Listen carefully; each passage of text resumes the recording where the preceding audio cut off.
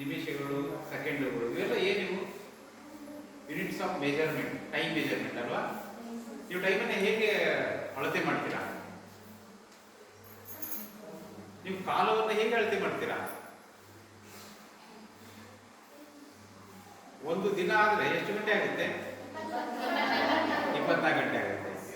30 ದಿನ ಆದರೆ ಒಂದು ತಿಂಗಳಾಗುತ್ತೆ, ಹೌದಾ? 12 ತಿಂಗಳಾದರೆ ಒಂದು ವರ್ಷ ಆಗುತ್ತೆ. 20-23 ಮುಗೀತು, 20-24 ಬರ್ತಾ ಇದೆ ಅಲ್ವಾ? ಮತ್ತೆ ಹೊಸ ದಿನ ಬರುತ್ತೆ, ಹೊಸ ತಿಂಗಳು ಬರುತ್ತೆ, ಹೊಸ ವರ್ಷ ಬರುತ್ತೆ ಅಂತ ಹೇಳ್ತೇವೆ. ಇವೆಲ್ಲ ಏನಿವು? Units of measurement for time. ಟೈಮನ್ನು ನಾವು ಯಾವ ರೀತಿ ಅಳತೆ ಮಾಡ್ತೇವೆ? ಸಣ್ಣ ಸಣ್ಣ ಭಾಗ ಮಾಡ್ತೇವೆ ನಾವು ಅದನ್ನು, ಹಾಗೆ ಅಳತೆ ಮಾಡ್ತೇವಲ್ವಾ? ಈಗ ಒಬ್ಬ ಮನುಷ್ಯ ಇದ್ದಾನೆ ಅಂತ ತಿಳ್ಕೊಳ್ಳಿ. ಅವನಿಗೆ ಒಂದು 20 ವರ್ಷ ಆಗಿದೆ. ಆ 20 ವರ್ಷ ವಯಸ್ಸು ಅಂತ ಅವನು ಹೇಳ್ತಾನೆ. ಈಗ ನಮಗೆ ಯಾಕಂದ್ರೆ ನಾವು ನಿಮ್ಮ ವಯಸ್ಸು ಎಷ್ಟು ಅಂತ ಹೇಳಿದ್ರೆ ಏನು ಹೇಳ್ತೇವೆ? 20, 19, 18 ಹಾಗೆ ಹೇಳ್ತೇವೆ. ಪ್ರತಿ ನಮ್ಮ ವಯಸ್ಸನ್ನು ನಾವು ಹೇಳ್ತೇವೆ. ಆ ವಯಸ್ಸು ಎದಕ್ಕಾಗಿರುತ್ತೆ? ಈಗ 20 ವರ್ಷ ಅಂತ ನಾನು ಹೇಳ್ತೀನಿ, ನನ್ನ ವಯಸ್ಸು ನಾನು 20 ವರ್ಷ ಅಂತ ಹೇಳ್ತೀನಿ. ನಾನೀಗ 20 ವರ್ಷ ಅಂದ್ರೆ ಏನು? ಯಾವುದಕ್ಕೆ ವಯಸ್ಸಾಗಿದೆ? ಕರೆಕ್ಟ್ ಆಗಿ ಯಾರು ಹೇಳ್ತಿದ್ದನ್ನ? ಯಾವುದಕ್ಕೆ ವಯಸ್ಸಾಗಿದೆ? ದೇಹಕ್ಕೆ ವಯಸ್ಸಾಗಿದೆ. ಯಾವುದಕ್ಕೆ ವಯಸ್ಸಾಗಿದೆ? ದೇಹಕ್ಕೆ ವಯಸ್ಸಾಗಿದೆ. ನಾವು ಹುಟ್ಟಿದಾಗ ಅದನ್ನ ನಾವು 0 ಅಂತ ಹೇಳ್ತಿದ್ದೆ. ಆಮೇಲೆ 1 ವರ್ಷ, 2 ವರ್ಷ, 3 ವರ್ಷ, ನಾನು 20 ವರ್ಷ ಅಂತ ಹೇಳಿದ್ರೆ ನನ್ನ ದೇಹಕ್ಕೆ 20 ವರ್ಷ ಆಗಿದೆ ಅಂತ ಹೇಳಿ. ಈಗ ನೀವು ಸಣ್ಣವರಿದ್ದಾಗ, 1ನೇ ವರ್ಷದಲ್ಲಿದ್ದಾಗ ನಿಮ್ಮ ದೇಹ ಸಣ್ಣದಾಗಿತ್ತು. ಬೆಳೀತಾ ಬೆಳೀತಾ ದೇಹ ದೊಡ್ಡದಾಯಿತು. ಈ 20 ವರ್ಷ ಆದ್ಮೇಲೆ ಏನಾಗುತ್ತೆ? ನಮ್ಮ ದೇಹ ದೊಡ್ಡದಾಗುತ್ತೆ. ಹಿಂದೆ ಇದ್ದ ದೇಹನೇ ಈಗಿರುತ್ತಾ? ಯಾಕಿರುವುದಿಲ್ಲ? ಹಿಂದೆ ಇದ್ದ ದೇಹನೇ ಈಗ ಯಾಕಿರುವುದಿಲ್ಲ? ನೀವು ಬಯಾಲಜಿ ಓದಿದ್ದೀರಾ? ಜೀವಶಾಸ್ತ್ರ ಓದಿದ್ದೀರಾ? ಜೀವಶಾಸ್ತ್ರ ಸ್ವಲ್ಪ ಗೊತ್ತಿರುತ್ತೆ ನಿಮಗೆ. ನಮ್ಮ ದೇಹದಲ್ಲಿ ಪ್ರತಿಯೊಂದು ಜೀವಕೋಶ ಸಾಯ್ತಾ ಇರುತ್ತೆ ಮತ್ತೆ ಹುಡ್ತಾ ಇರುತ್ತೆ, ಹೌದಾ? ಗೊತ್ತಿದೆನಾ ನಿಮಗೆ?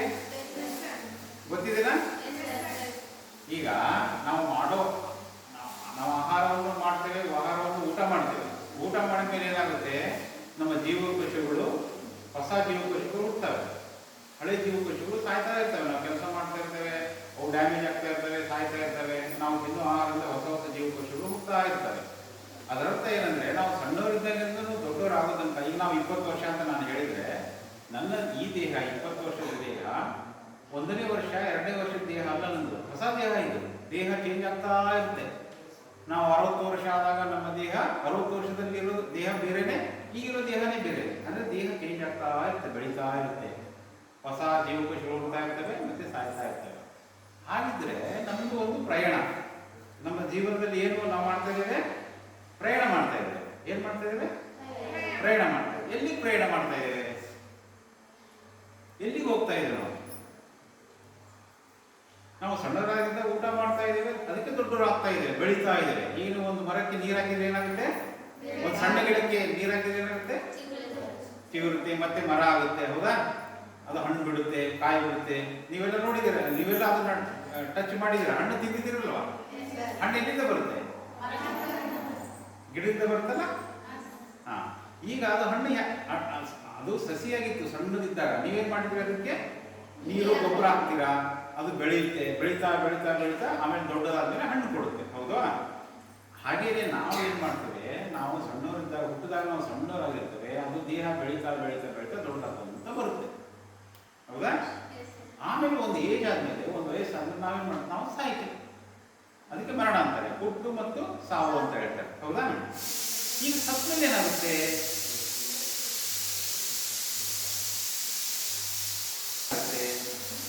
ಮತ್ತೆ ನಾವು ಎಲ್ಲಿಂದ ಬಂದಿದ್ದು? ಈ ಪ್ರಶ್ನೆಗಳು ನಿಮ್ಮ ತಲೆಯಲ್ಲಿ ಯಾವಾಗಾದ್ರೂ ಬಂದಿದಾವ?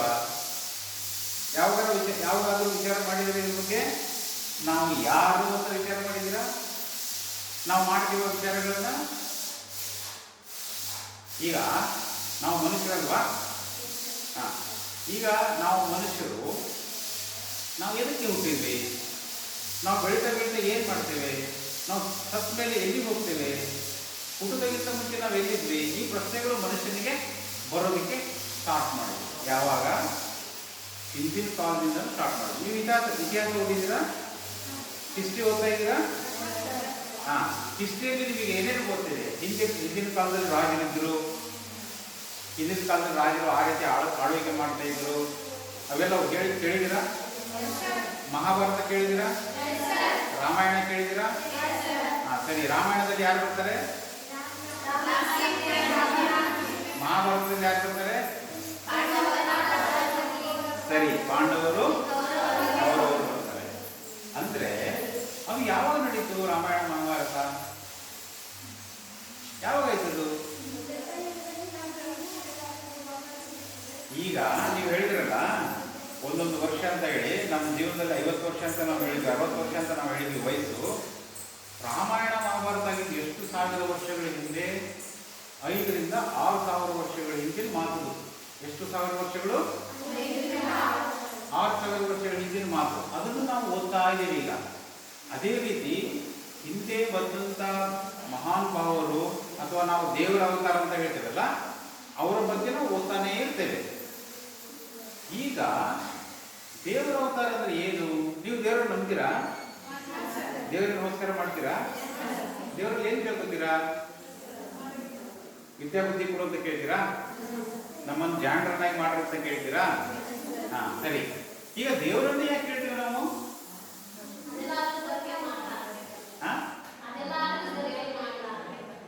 ಸರಿ, ಒಬ್ಬೊಬ್ರು ಹೇಳಿ, ದೇವರನ್ನೇ ನಾವು ಯಾಕೆ ಕೇಳ್ತೇವೆ? ದೇವರು ಅಂದ್ರೆ ನೀವು ಏನ್ ತಿಳ್ಕೊಂಡಿದ್ದೀರಾ? ದೇವರು ಅಂದ್ರೆ ದೇವರಲ್ಲಿ ನಿಮಗೆ ನಂಬಿಕೆ ಇದೆ ಅಲ್ವಾ? ದೇವರಲ್ಲಿ ನಂಬಿಕೆ ಯಾಕಿದೆ? ಯಾಕೆ ದೇವರಲ್ಲಿ ನಂಬಿಕೆ ಇದೆ? ಈಗ ಸರಿ, ಈಗ ನಾವೇನ್ ಮಾತಾಡ್ತಾ ಇದ್ವಿ? ಹಿಂದೆ ರಾಜರುಗಳು ಇದ್ರು, ಹಿಂದೆ ಸಾಧು ಸಂತರುಗಳು ಇದ್ರು, ಹಿಂದೆ ರಾಮ ಇದ್ದ, ಕೃಷ್ಣ ಇದ್ದ ಅಂತ ನಾವು ಮಾತಾಡ್ತೀವಿ, ಹೌದಾ? ನೀವು ರಾಮನನ್ನ ಪೂಜಿಸ್ತೀರಾ? ಕೃಷ್ಣನ ಪೂಜಿಸ್ತೀರಾ? ಅವರನ್ನು ದೇವರನ್ನ ಪೂಜಿಸ್ತೀರ ನಾವು, ಅಲ್ವಾ? ಯಾಕೆ ಯಾಕೆ ಅವರನ್ನು ನಾವು ದೇವರನ್ನ ಪೂಜಿಸ್ತೇವೆ?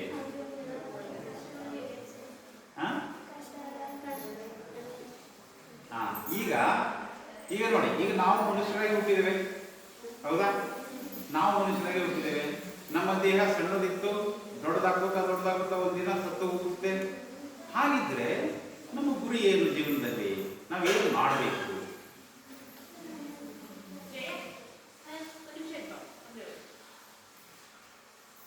ನಮ್ಮ ಜೀವನದಲ್ಲಿ ನಾವು ಏನು ಮಾಡಬೇಕು? ಅದನ್ನ ತೋರಿಸಿಕೊಟ್ಟವ್ರು ಯಾರು?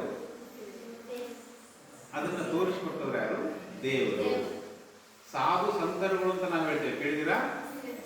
ಸಾಧು ಸಂತರುಗಳು, ಸಂತರು, ಸಾಧುಗಳು, ಸ್ವಾಮೀಜಿಗಳು, ಸನ್ಯಾಸಿಗಳು, ಮಹಾಗುರುಗಳು, ಜಗದ್ಗುರುಗಳು ಅಂತ ಹೇಳ್ತೇವೆ. ಭಗವಂತನ ಅವತಾರ ಅಂತ ಹೇಳ್ತೇವೆ, ಕೃಷ್ಣ ಪರಮಾತ್ಮ. ರಾಮಾಯಣದಲ್ಲಿ ಏನು ಗುರಿ ಇರಬೇಕು ಅಂತ ತೋರಿಸಿದ್ರು. ಏನ್ ತೋರಿಸಿದ್ರು?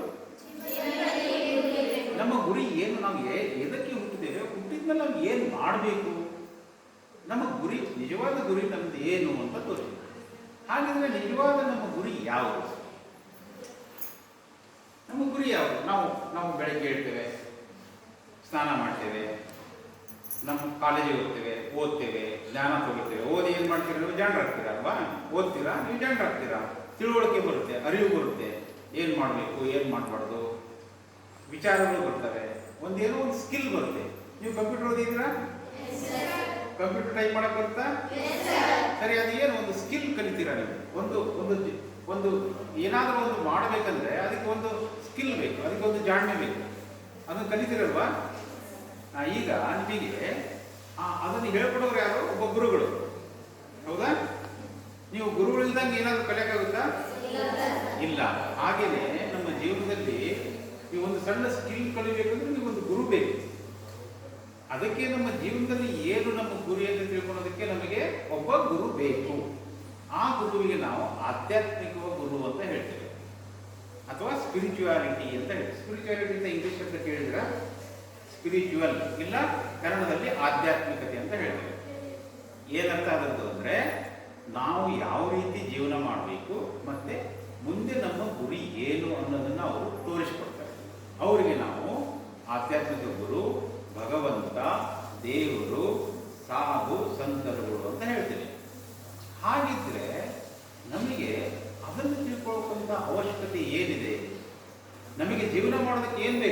ಒಂದು ಕಂಪ್ಯೂಟರ್ ಸ್ಕಿಲ್ ಬೇಕು ಅಲ್ವಾ? ಇಲ್ಲಾಂದ್ರೆ ಒಂದು ಏನಾದರೂ ಒಂದು ಟೈಲರಿಂಗ್ ಮಾಡುವಂಥ ಒಂದು ವೃತ್ತಿ ಬೇಕು, ಅಥವಾ ಇಲ್ಲಾದ್ರೂ ಯಾವುದಾದ್ರೂ ಒಂದು ಕೆಲಸ ಮಾಡುವಂಥ ಒಂದು ಕೌಶಲ್ಯ ಬೇಕು. ಹೌದಾ? ಅದು ಜೀವನಕ್ಕೆ ಬೇಕು. ನಮಗೆ ಜೀವನಕ್ಕೆ ಏನು ಬೇಕು? ದುಡಿಮೆ ಬೇಕಾ? ಹೋಗ್ತೀರಾ? ನಿಮ್ಮ ಜೀವನದಲ್ಲಿ ಒಂದು ದುಡಿಮೆ ಅಂತ ಇರಬೇಕಾ? ನೀವೊಂದು ಕೆಲಸ ಅಂತ ಇರಬೇಕಾ ನಿಮಗೆ? ಅದಕ್ಕೆ ನೀವೇನು ಮಾಡ್ತೀರಾ? ಓದ್ತೀರಾ. ಓದಿ ಆ ಕೌಶಲ್ಯವನ್ನು ಕಲಿತೀರಾ. ಇಲ್ಲಾಂದ್ರೆ ಒಂದು ಟ್ರೈನಿಂಗ್ ತಗೋತೀರಾ, ಅದನ್ನು ನೀವು ಕಲ್ಕೋತೀರಾ. ಕಲ್ಕೊಂಡ್ಮೇಲೆ ಒಂದು ನಿಮಗೆ ಒಂದು ಜಾಣ್ಮೆ ಬರುತ್ತೆ, ಒಂದು ಕೌಶಲ್ಯ ಬರುತ್ತೆ, ಒಂದು ಏನಾದರೂ ಒಂದು ಮಾಡುವಂಥ ಒಂದು ಶಕ್ತಿ ಬರುತ್ತೆ. ಆ ಶಕ್ತಿಯಿಂದ ನೀವೇನು ಮಾಡ್ತೀರಾ? ದುಡಿಮೆ ಸ್ಟಾರ್ಟ್ ಮಾಡ್ತೀರಾ ಅಲ್ವಾ? ಅರ್ಥ ಆಗ್ತದೆ ಹೇಳ್ತಾ ಇರೋದು? Okay, good. ಈಗ ನಾವು ಒಂದು ಸಣ್ಣ ಒಂದು ಜಾಣ್ಮೆಯನ್ನು, ಒಂದು ಕೌಶಲ್ಯವನ್ನು ಕಲಿಬೇಕಂದ್ರೆ ಒಂದು ಗುರುವನ್ನ ಅವಲಂಬಿಸ್ತೇವೆ. ಅವ್ರು ಹೇಳ್ದಂಗೆ ಅದನ್ನು ಅಭ್ಯಾಸ ಮಾಡ್ತೇವೆ, ಆಮೇಲೆ ಅದನ್ನು ನಮ್ಮ ಜೀವನದಲ್ಲಿ ಅಳವಡಿಸ್ಕೊಳ್ತೇವೆ. ಅದರಿಂದ ಏನಾಗುತ್ತೆ? ಒಂದು ದುಡಿಯೋದಕ್ಕೆ ಒಂದು ದಾರಿ ಸಿಗುತ್ತೆ, ಅದರಿಂದ ನಮ್ಮ ಜೀವನಕ್ಕೆ ಒಂದು ದಾರಿ ಸಿಗುತ್ತೆ ಅಲ್ವಾ? ಅದೇ ರೀತಿಯೇ ಜೀವನದಲ್ಲಿ ನಾವು ಏನು ಮಾಡಬೇಕು ಅನ್ನೋದಕ್ಕೆ ಆಧ್ಯಾತ್ಮಿಕ ಗುರುಗಳು ನಮಗೆ ದಾರಿ ತೋರಿಸ್ತಾರೆ. ಅದನ್ನು ನಾವು ಕಲಿಬೇಕಾಗುತ್ತೆ. ಇದರ ಜೊತೆಗೆ ನೀವು ಅದನ್ನು ಯಾಕೆ ಕಲಿಬೇಕು ಅಂದರೆ, ನಾವು ಅವ್ರೇನು ಹೇಳ್ತಾರೆ ಆಧ್ಯಾತ್ಮಿಕ ಗುರುಗಳು, ಪ್ರತಿಯೊಬ್ಬ ಮನುಷ್ಯ ಹುಟ್ಟಿದ ಮೇಲೆ ಅವನು ಒಂದು ಜೀವನ ನಡೆಸ್ತಾನೆ. ಅದರಲ್ಲಿ ಅವ್ರೇನು ಹೇಳ್ತಾರೆ ಅಂದರೆ, ಎಲ್ಲ ಮನುಷ್ಯರು ಒಂದೇ, ಎಲ್ಲ ಮಾನವರು ಒಂದೇ ಅಂತ ಹೇಳ್ತಾರೆ. ನೀವು ಇನ್ನೊಬ್ಬರಲ್ಲಿ ಭೇದ ಭಾವ ಮಾಡಬಾರ್ದು, ಎಲ್ಲರೂ ಒಂದೇ ಅಂತ ಹೇಳ್ತಾರೆ. ಎಲ್ಲರೂ ಒಂದೇ ಅಂದರೆ ಅರ್ಥ ಏನು? ಈಗ ನನ್ನ ಹೆಸರು ಸತೀಶ್ ಅಂತ ಹೇಳಿ, ನಿಮ್ಮ ಹೆಸರೇನು? ಒಬ್ಬೊಬ್ಬರಿಗೆ ಒಂದೊಂದು ಹೆಸರಿದೆ. ನೀವು ಒಬ್ಬೊಬ್ಬರಿಗೆ ಒಂದೊಂದು ಹೆಸರಿದೆ ಅಲ್ವಾ? ಈಗ ನೀವು ಯಾರನ್ನ ಕರೀಬೇಕು, ಹೇಗೆ ಕರಿತೀರಾ? ಹೆಸರು ಕರೀತೀರಾ. ಅದಕ್ಕೆ ಹೆಸರನ್ನ ನಾವು ಎದಕ್ಕೆ ಯೂಸ್ ಮಾಡ್ತೇವೆ? ಆ ಮನುಷ್ಯನನ್ನ ಗುರುತು ಮಾಡೋದಕ್ಕಷ್ಟೇ ಯೂಸ್ ಮಾಡ್ತೇವೆ. ಎದಕ್ಕೆ ಯೂಸ್ ಮಾಡ್ತೇವೆ? ಆ ಮನುಷ್ಯನನ್ನ ಗುರುತು ಮಾಡೋದಕ್ಕೆ. ಆದರೆ ಅವರ ದೇಹ ಬೇರೆ, ಅವರ ಹೆಸರು ಬೇರೆ.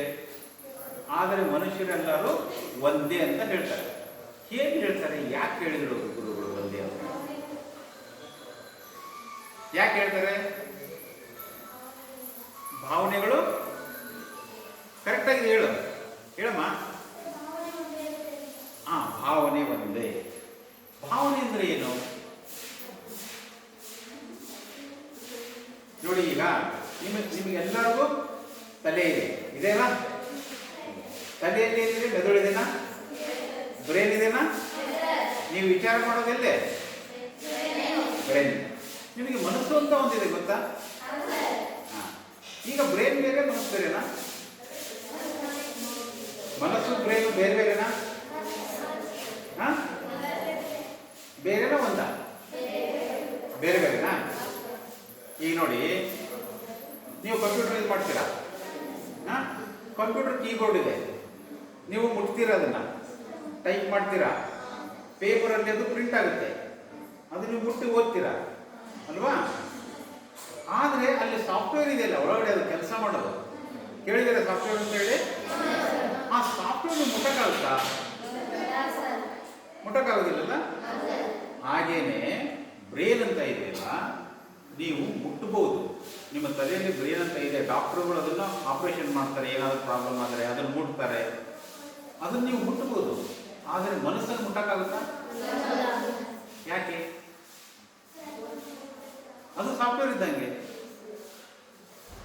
ಅಂದರೆ ನಿಮ್ಮ ತಲೆಯಲ್ಲಿ ವಿಚಾರಗಳು ಹುಡ್ತಾವಲ್ಲ, ನಿಮ್ಮ ತಲೆಯಲ್ಲಿ ವಿಚಾರಗಳು ಹುಡ್ತಾನೆ ಇರ್ತವೆ. ಈಗಲೂ ವಿಚಾರ ಹುಡ್ತಾನೇ ಇದ್ದಾವೆ. ನಾನೇನು ಹೇಳ್ತಾ ಇದ್ದೇನೆ, ಏನು ಮಾತಾಡ್ತಿದ್ದಾರೆ ಅವರು, ವಿಚಾರಗಳು ಬರ್ತಾ ಇದಾವಲ್ಲ. ಆ ವಿಚಾರ ಬರೋದಿಲ್ಲ ಮನಸ್ಸಲ್ಲಿ. ಅದನ್ನು ಕ್ರಿಯೇಟ್ ಮಾಡೋದು ಯಾವುದು? ಅದನ್ನು ಉತ್ಪತ್ತಿ ಮಾಡೋದು ಯಾವುದು? ಬ್ರೈನ್. ಈ ವಿಚಾರಗಳ ಗುಂಪಿದೆಯಲ್ಲ, ಅದಕ್ಕೆ ನಾವು ಮನಸ್ಸು ಅಂತ ಹೇಳ್ತೇವೆ. ಆ ಮನಸ್ಸು ಇದೆಯಲ್ಲ, ಅದನ್ನು ನಾವು ಮುಟ್ಟಕ್ಕಾಗೋದಿಲ್ಲ. ಆದರೆ ಅದು ಇದೆ. ಈಗ ನೀವು ಸುತ್ತಲೂ ಗಾಡಿ ಇದೆಯಾ? ನನ್ನ ಶಬ್ದ ನೀವು ಬರ್ತಾ ಇದೆನಾ? ಮುಟ್ಟಕ್ಕಾಗುತ್ತೆ ಅದನ್ನ? ಬಟ್ ಅದು ಇದೆ ಅಲ್ವಾ? ಯಾಕೆ? ಅದು ಒಂದು ಶಕ್ತಿ. ಶಬ್ದ ಅನ್ನೋದೇನು? ಒಂದು ಶಕ್ತಿ. ವಿಚಾರ ಅನ್ನೋದೇನು? ಅದೂ ಒಂದು ಶಕ್ತಿ. ಅದನ್ನು ಒಂದು ಶಕ್ತಿ. ಯಾಕೆ ಗೊತ್ತಾ, ಈಗ ನಿಮಗೆ ಯಾವಾಗಾದ್ರೂ ಮನೆಗೆ ಹೋಗ್ಬೇಕು ಅಂತ ಮನಸ್ಸು ಬರುತ್ತಾ? ಯಾವಾಗಾದ್ರೂ ದಿನನೂ ಹೋಗ್ಬೇಕಂತ ಮನಸ್ಸು ಬರುತ್ತೆ, ಹೌದಾ? ಈಗ ನಿಮಗೆ ಏನು ಅನ್ಸುತ್ತೆ? ಮನೆಗೆ ಹೋಗ್ಬೇಕು ಅನ್ಸುತ್ತೆ. ಆಮೇಲೆ ಸ್ವಲ್ಪ ದಿನ ಮನೇಲಿ ಇದ್ಮೇಲೆ ಮತ್ತೆ ಹಾಸ್ಟೆಲ್ಗೆ ಬರಬೇಕು ಅಂತ ಅನ್ಸುತ್ತೆ. ಅನ್ಸಲ್ವಾ? ಅದು ಏನಾದ್ರೂ ಇರಲಿ, ಅದು ಎಲ್ಲಿ ಬರುತ್ತೆ ವಿಚಾರ? ನಿಮಗೆ ಮನಸ್ಸಲ್ಲಿ ಬರುತ್ತೆ. ಈಗ ನೀವೇನಾದ್ರೂ ಕೆಲಸ ಮಾಡಬೇಕು ಅಂತಂದ್ರೆ ನಿಮ್ಗೆ ವಿಚಾರ ಎಲ್ಲಿ ಬರುತ್ತೆ? ಮನಸ್ಸಲ್ಲಿ ಬರುತ್ತೆ. ನೀವು ಹೊಲಬೇಕು, ನಾನು ಓದಬೇಕು, ನಾನು ಆಟ ಆಡಬೇಕು, ಏನು ವಿಚಾರ ಬಂದರೂ ಎಲ್ಲಿಂದ ಬರುತ್ತೆ? ಈಗ ನೀವು ಏನೇ ಮಾಡಬೇಕಂದ್ರೂ ಶುರು ಎಲ್ಲಿಂದ ಆಗುತ್ತೆ? ಮನಸ್ಸಿಂದ ಶುರು ಆಗುತ್ತೆ. ಬ್ರೇನ್ ಕರೆಕ್ಟು, ಬ್ರೇನು ಇದೆ, ಎಲ್ಲರಿಗೂ ಬ್ರೇನ್ ಇರುತ್ತೆ. ಬ್ರೇನ್ ಏನು ಮಾಡುತ್ತೆ? ವಿಚಾರ ಮಾಡುತ್ತೆ. ಆ ವಿಚಾರ ಮಾಡೋ ಶಕ್ತಿ ಇದೆಯಲ್ಲ, ಅದು ಏನದು? ಮನಸ್ಸು. ಈಗ ನೀವು ಏನೇ ಮಾಡಬೇಕಂದ್ರೂ ಅದು ಎಲ್ಲಿಂದ ಶುರು ಮಾಡ್ತೀರಾ? ಮನಸ್ಸಿಂದ ಶುರು ಮಾಡ್ತೀರಾ. ಈಗ ನೀವು ಊಟ ಮಾಡಬೇಕಪ್ಪ, ಊಟ ಮಾಡಬೇಕು ಅಂತ ನಿಮಗೆ ಹೊಟ್ಟೆ ಹಸಿತೆ, ಹೊಟ್ಟೆ ಹಸಿದ ಮೇಲೆ ಮನಸ್ಸು ಹೇಳುತ್ತೆ ನನಗೆ ಹೊಟ್ಟೆ ಹಸಿದೆ, ನಾನು ಊಟ ಮಾಡಬೇಕು ಅಂತ, ಅಲ್ವಾ? ಅಂದ್ರೆ ನೀವು ಮಾಡುವಂತ ಪ್ರತಿಯೊಂದು ಕೆಲಸ ಎಲ್ಲಿಂದ ಶುರು ಆಗುತ್ತೆ? ಮನಸ್ಸಿಂದ ಶುರು ಆಗುತ್ತೆ. ಹಾಗಿದ್ರೆ ಮನಸ್ಸಿನಲ್ಲಿ ಎಲ್ಲ ಕೆಲಸನೂ ನೀವು ಶುರು ಮಾಡಬೇಕಂದ್ರೆ ಆ ಮನಸ್ಸು ಎಷ್ಟು ಸ್ಟ್ರಾಂಗ್ ಆಗಿದೆ?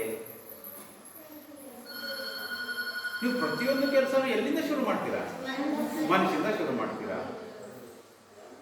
ಈಗ ಒಳ್ಳೆ ವಿಚಾರ ಬರುತ್ತೆ ನಿಮ್ಮ ತಲೆಯಲ್ಲಿ, ಎಲ್ಲಿ ಬರುತ್ತೆ? ಇನ್ನೊಂದು ಕೆಟ್ಟ ವಿಚಾರ ಬರುತ್ತೆ, ಎಲ್ಲಿ ಬರುತ್ತೆ? ಈಗ ಒಳ್ಳೆ ವಿಚಾರ ಅಂದ್ರೆ ಏನು, ಕೆಟ್ಟ ವಿಚಾರ ಅಂದ್ರೆ ಏನು? ಒಳ್ಳೆ ವಿಚಾರ ಅಂದ್ರೆ ಏನು, ಕೆಟ್ಟ ವಿಚಾರ ಅಂದ್ರೆ ಏನು ಹೇಳಿ? ಯಾರಾದ್ರೂ ಒಬ್ಬರು ಒಂದು ಉದಾಹರಣೆ ಕೊಡ್ತೀರಾ? ಈಗ ನನಗೆ ಯಾರಾದ್ರೂ ಬೈತಾರೆ ಅಥವಾ ಸಿಟ್ಟು ಮಾಡ್ತಾರೆ, ನನಗೇನಾಗುತ್ತೆ? ಬೇಜಾರಾಗುತ್ತೆ, ಹೌದಾ? ಸಿಟ್ಟು ಮಾಡಿದ್ರೆ ಬೇಜಾರಾಗುತ್ತೆ, ನಿಮಗೆ ಖುಷಿ ಆಗುತ್ತಾ? ಬೇಜಾರಾಗುತ್ತೆ. ಹಾಗಿದ್ರೆ ಬೈಯೋದು ಇಲ್ಲ ಸಿಟ್ಟು ಮಾಡೋದು ಅದು ಒಳ್ಳೆಯದ ಕೆಟ್ಟದ್ದ? ಕೆಟ್ಟದ್ದು. ಅಂದ್ರೆ ಆ ವಿಚಾರ ಎಲ್ಲಿ ಹುಟ್ಟು?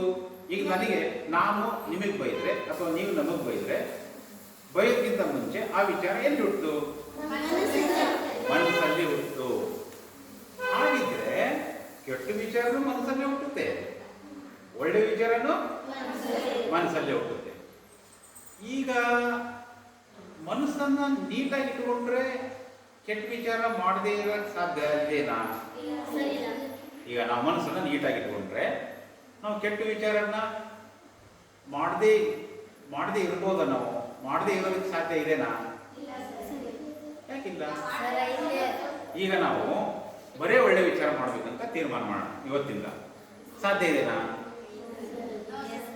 ಯಾಕೆ?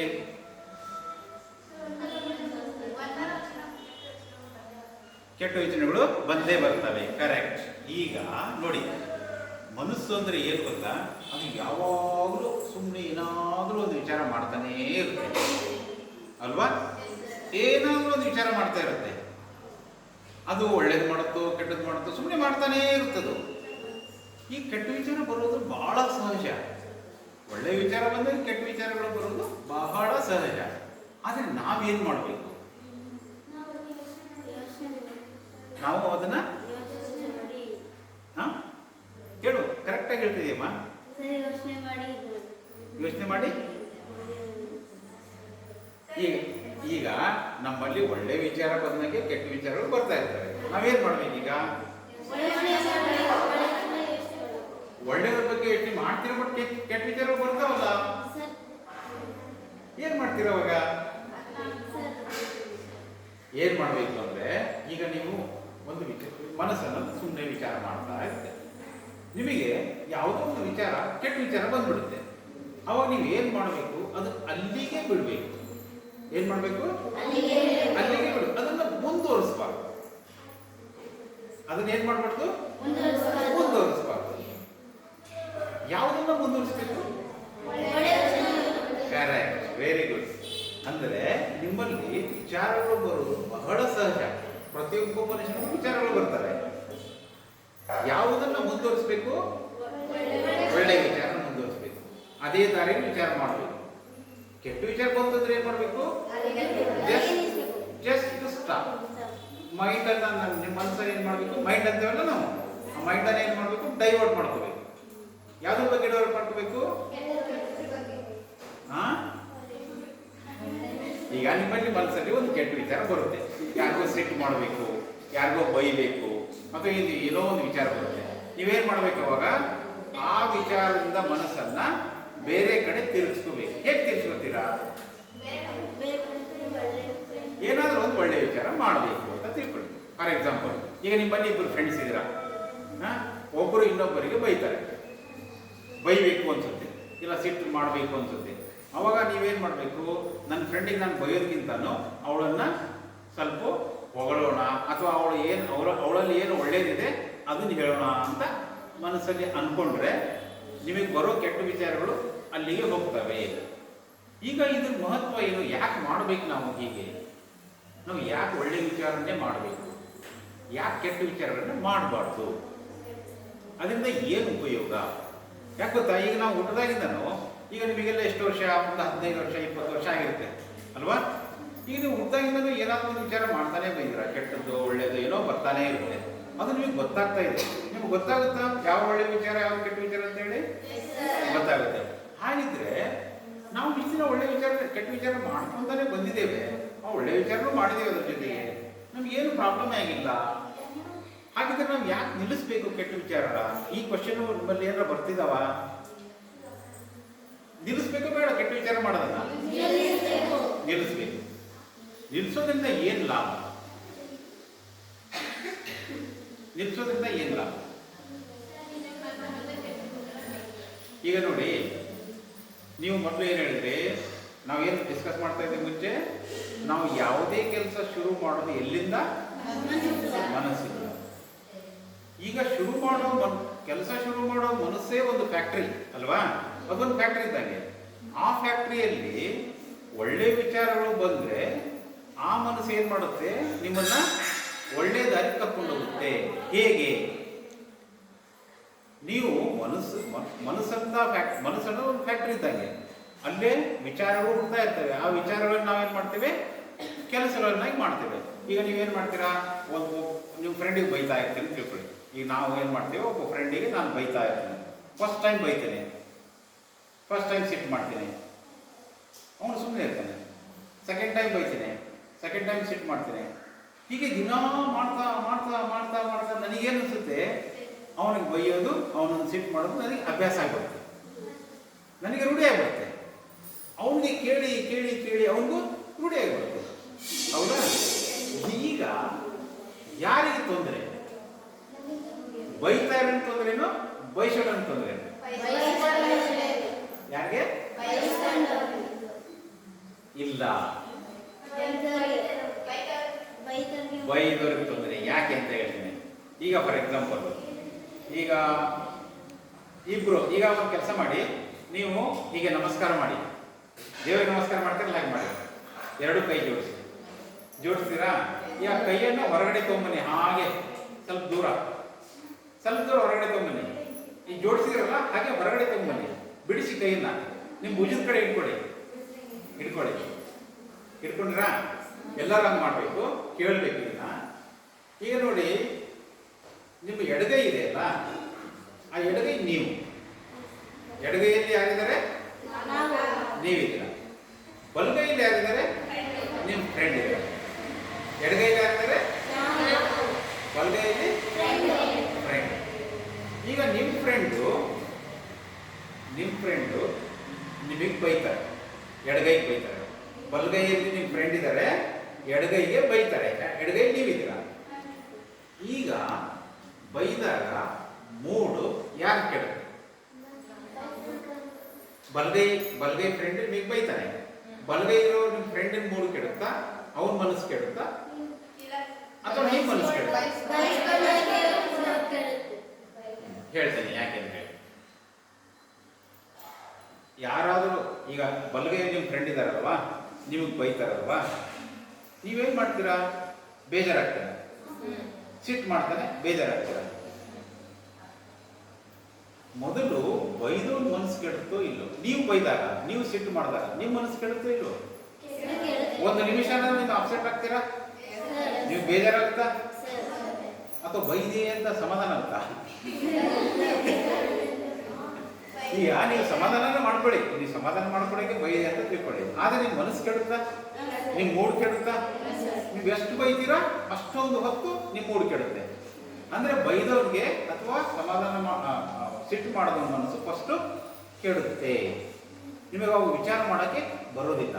ನಿಮಗೆ ಸಿಟ್ಟು ಮಾಡಿದಾಗ ಒಳ್ಳೆ ವಿಚಾರ ಬರ್ತಾವ ತಲೆಗೆ? ಇಲ್ಲಲ್ಲ. ಅಂದರೆ ಯಾರ ಮನಸ್ಸು ಕೆಡುತ್ತೆ ಫಸ್ಟು?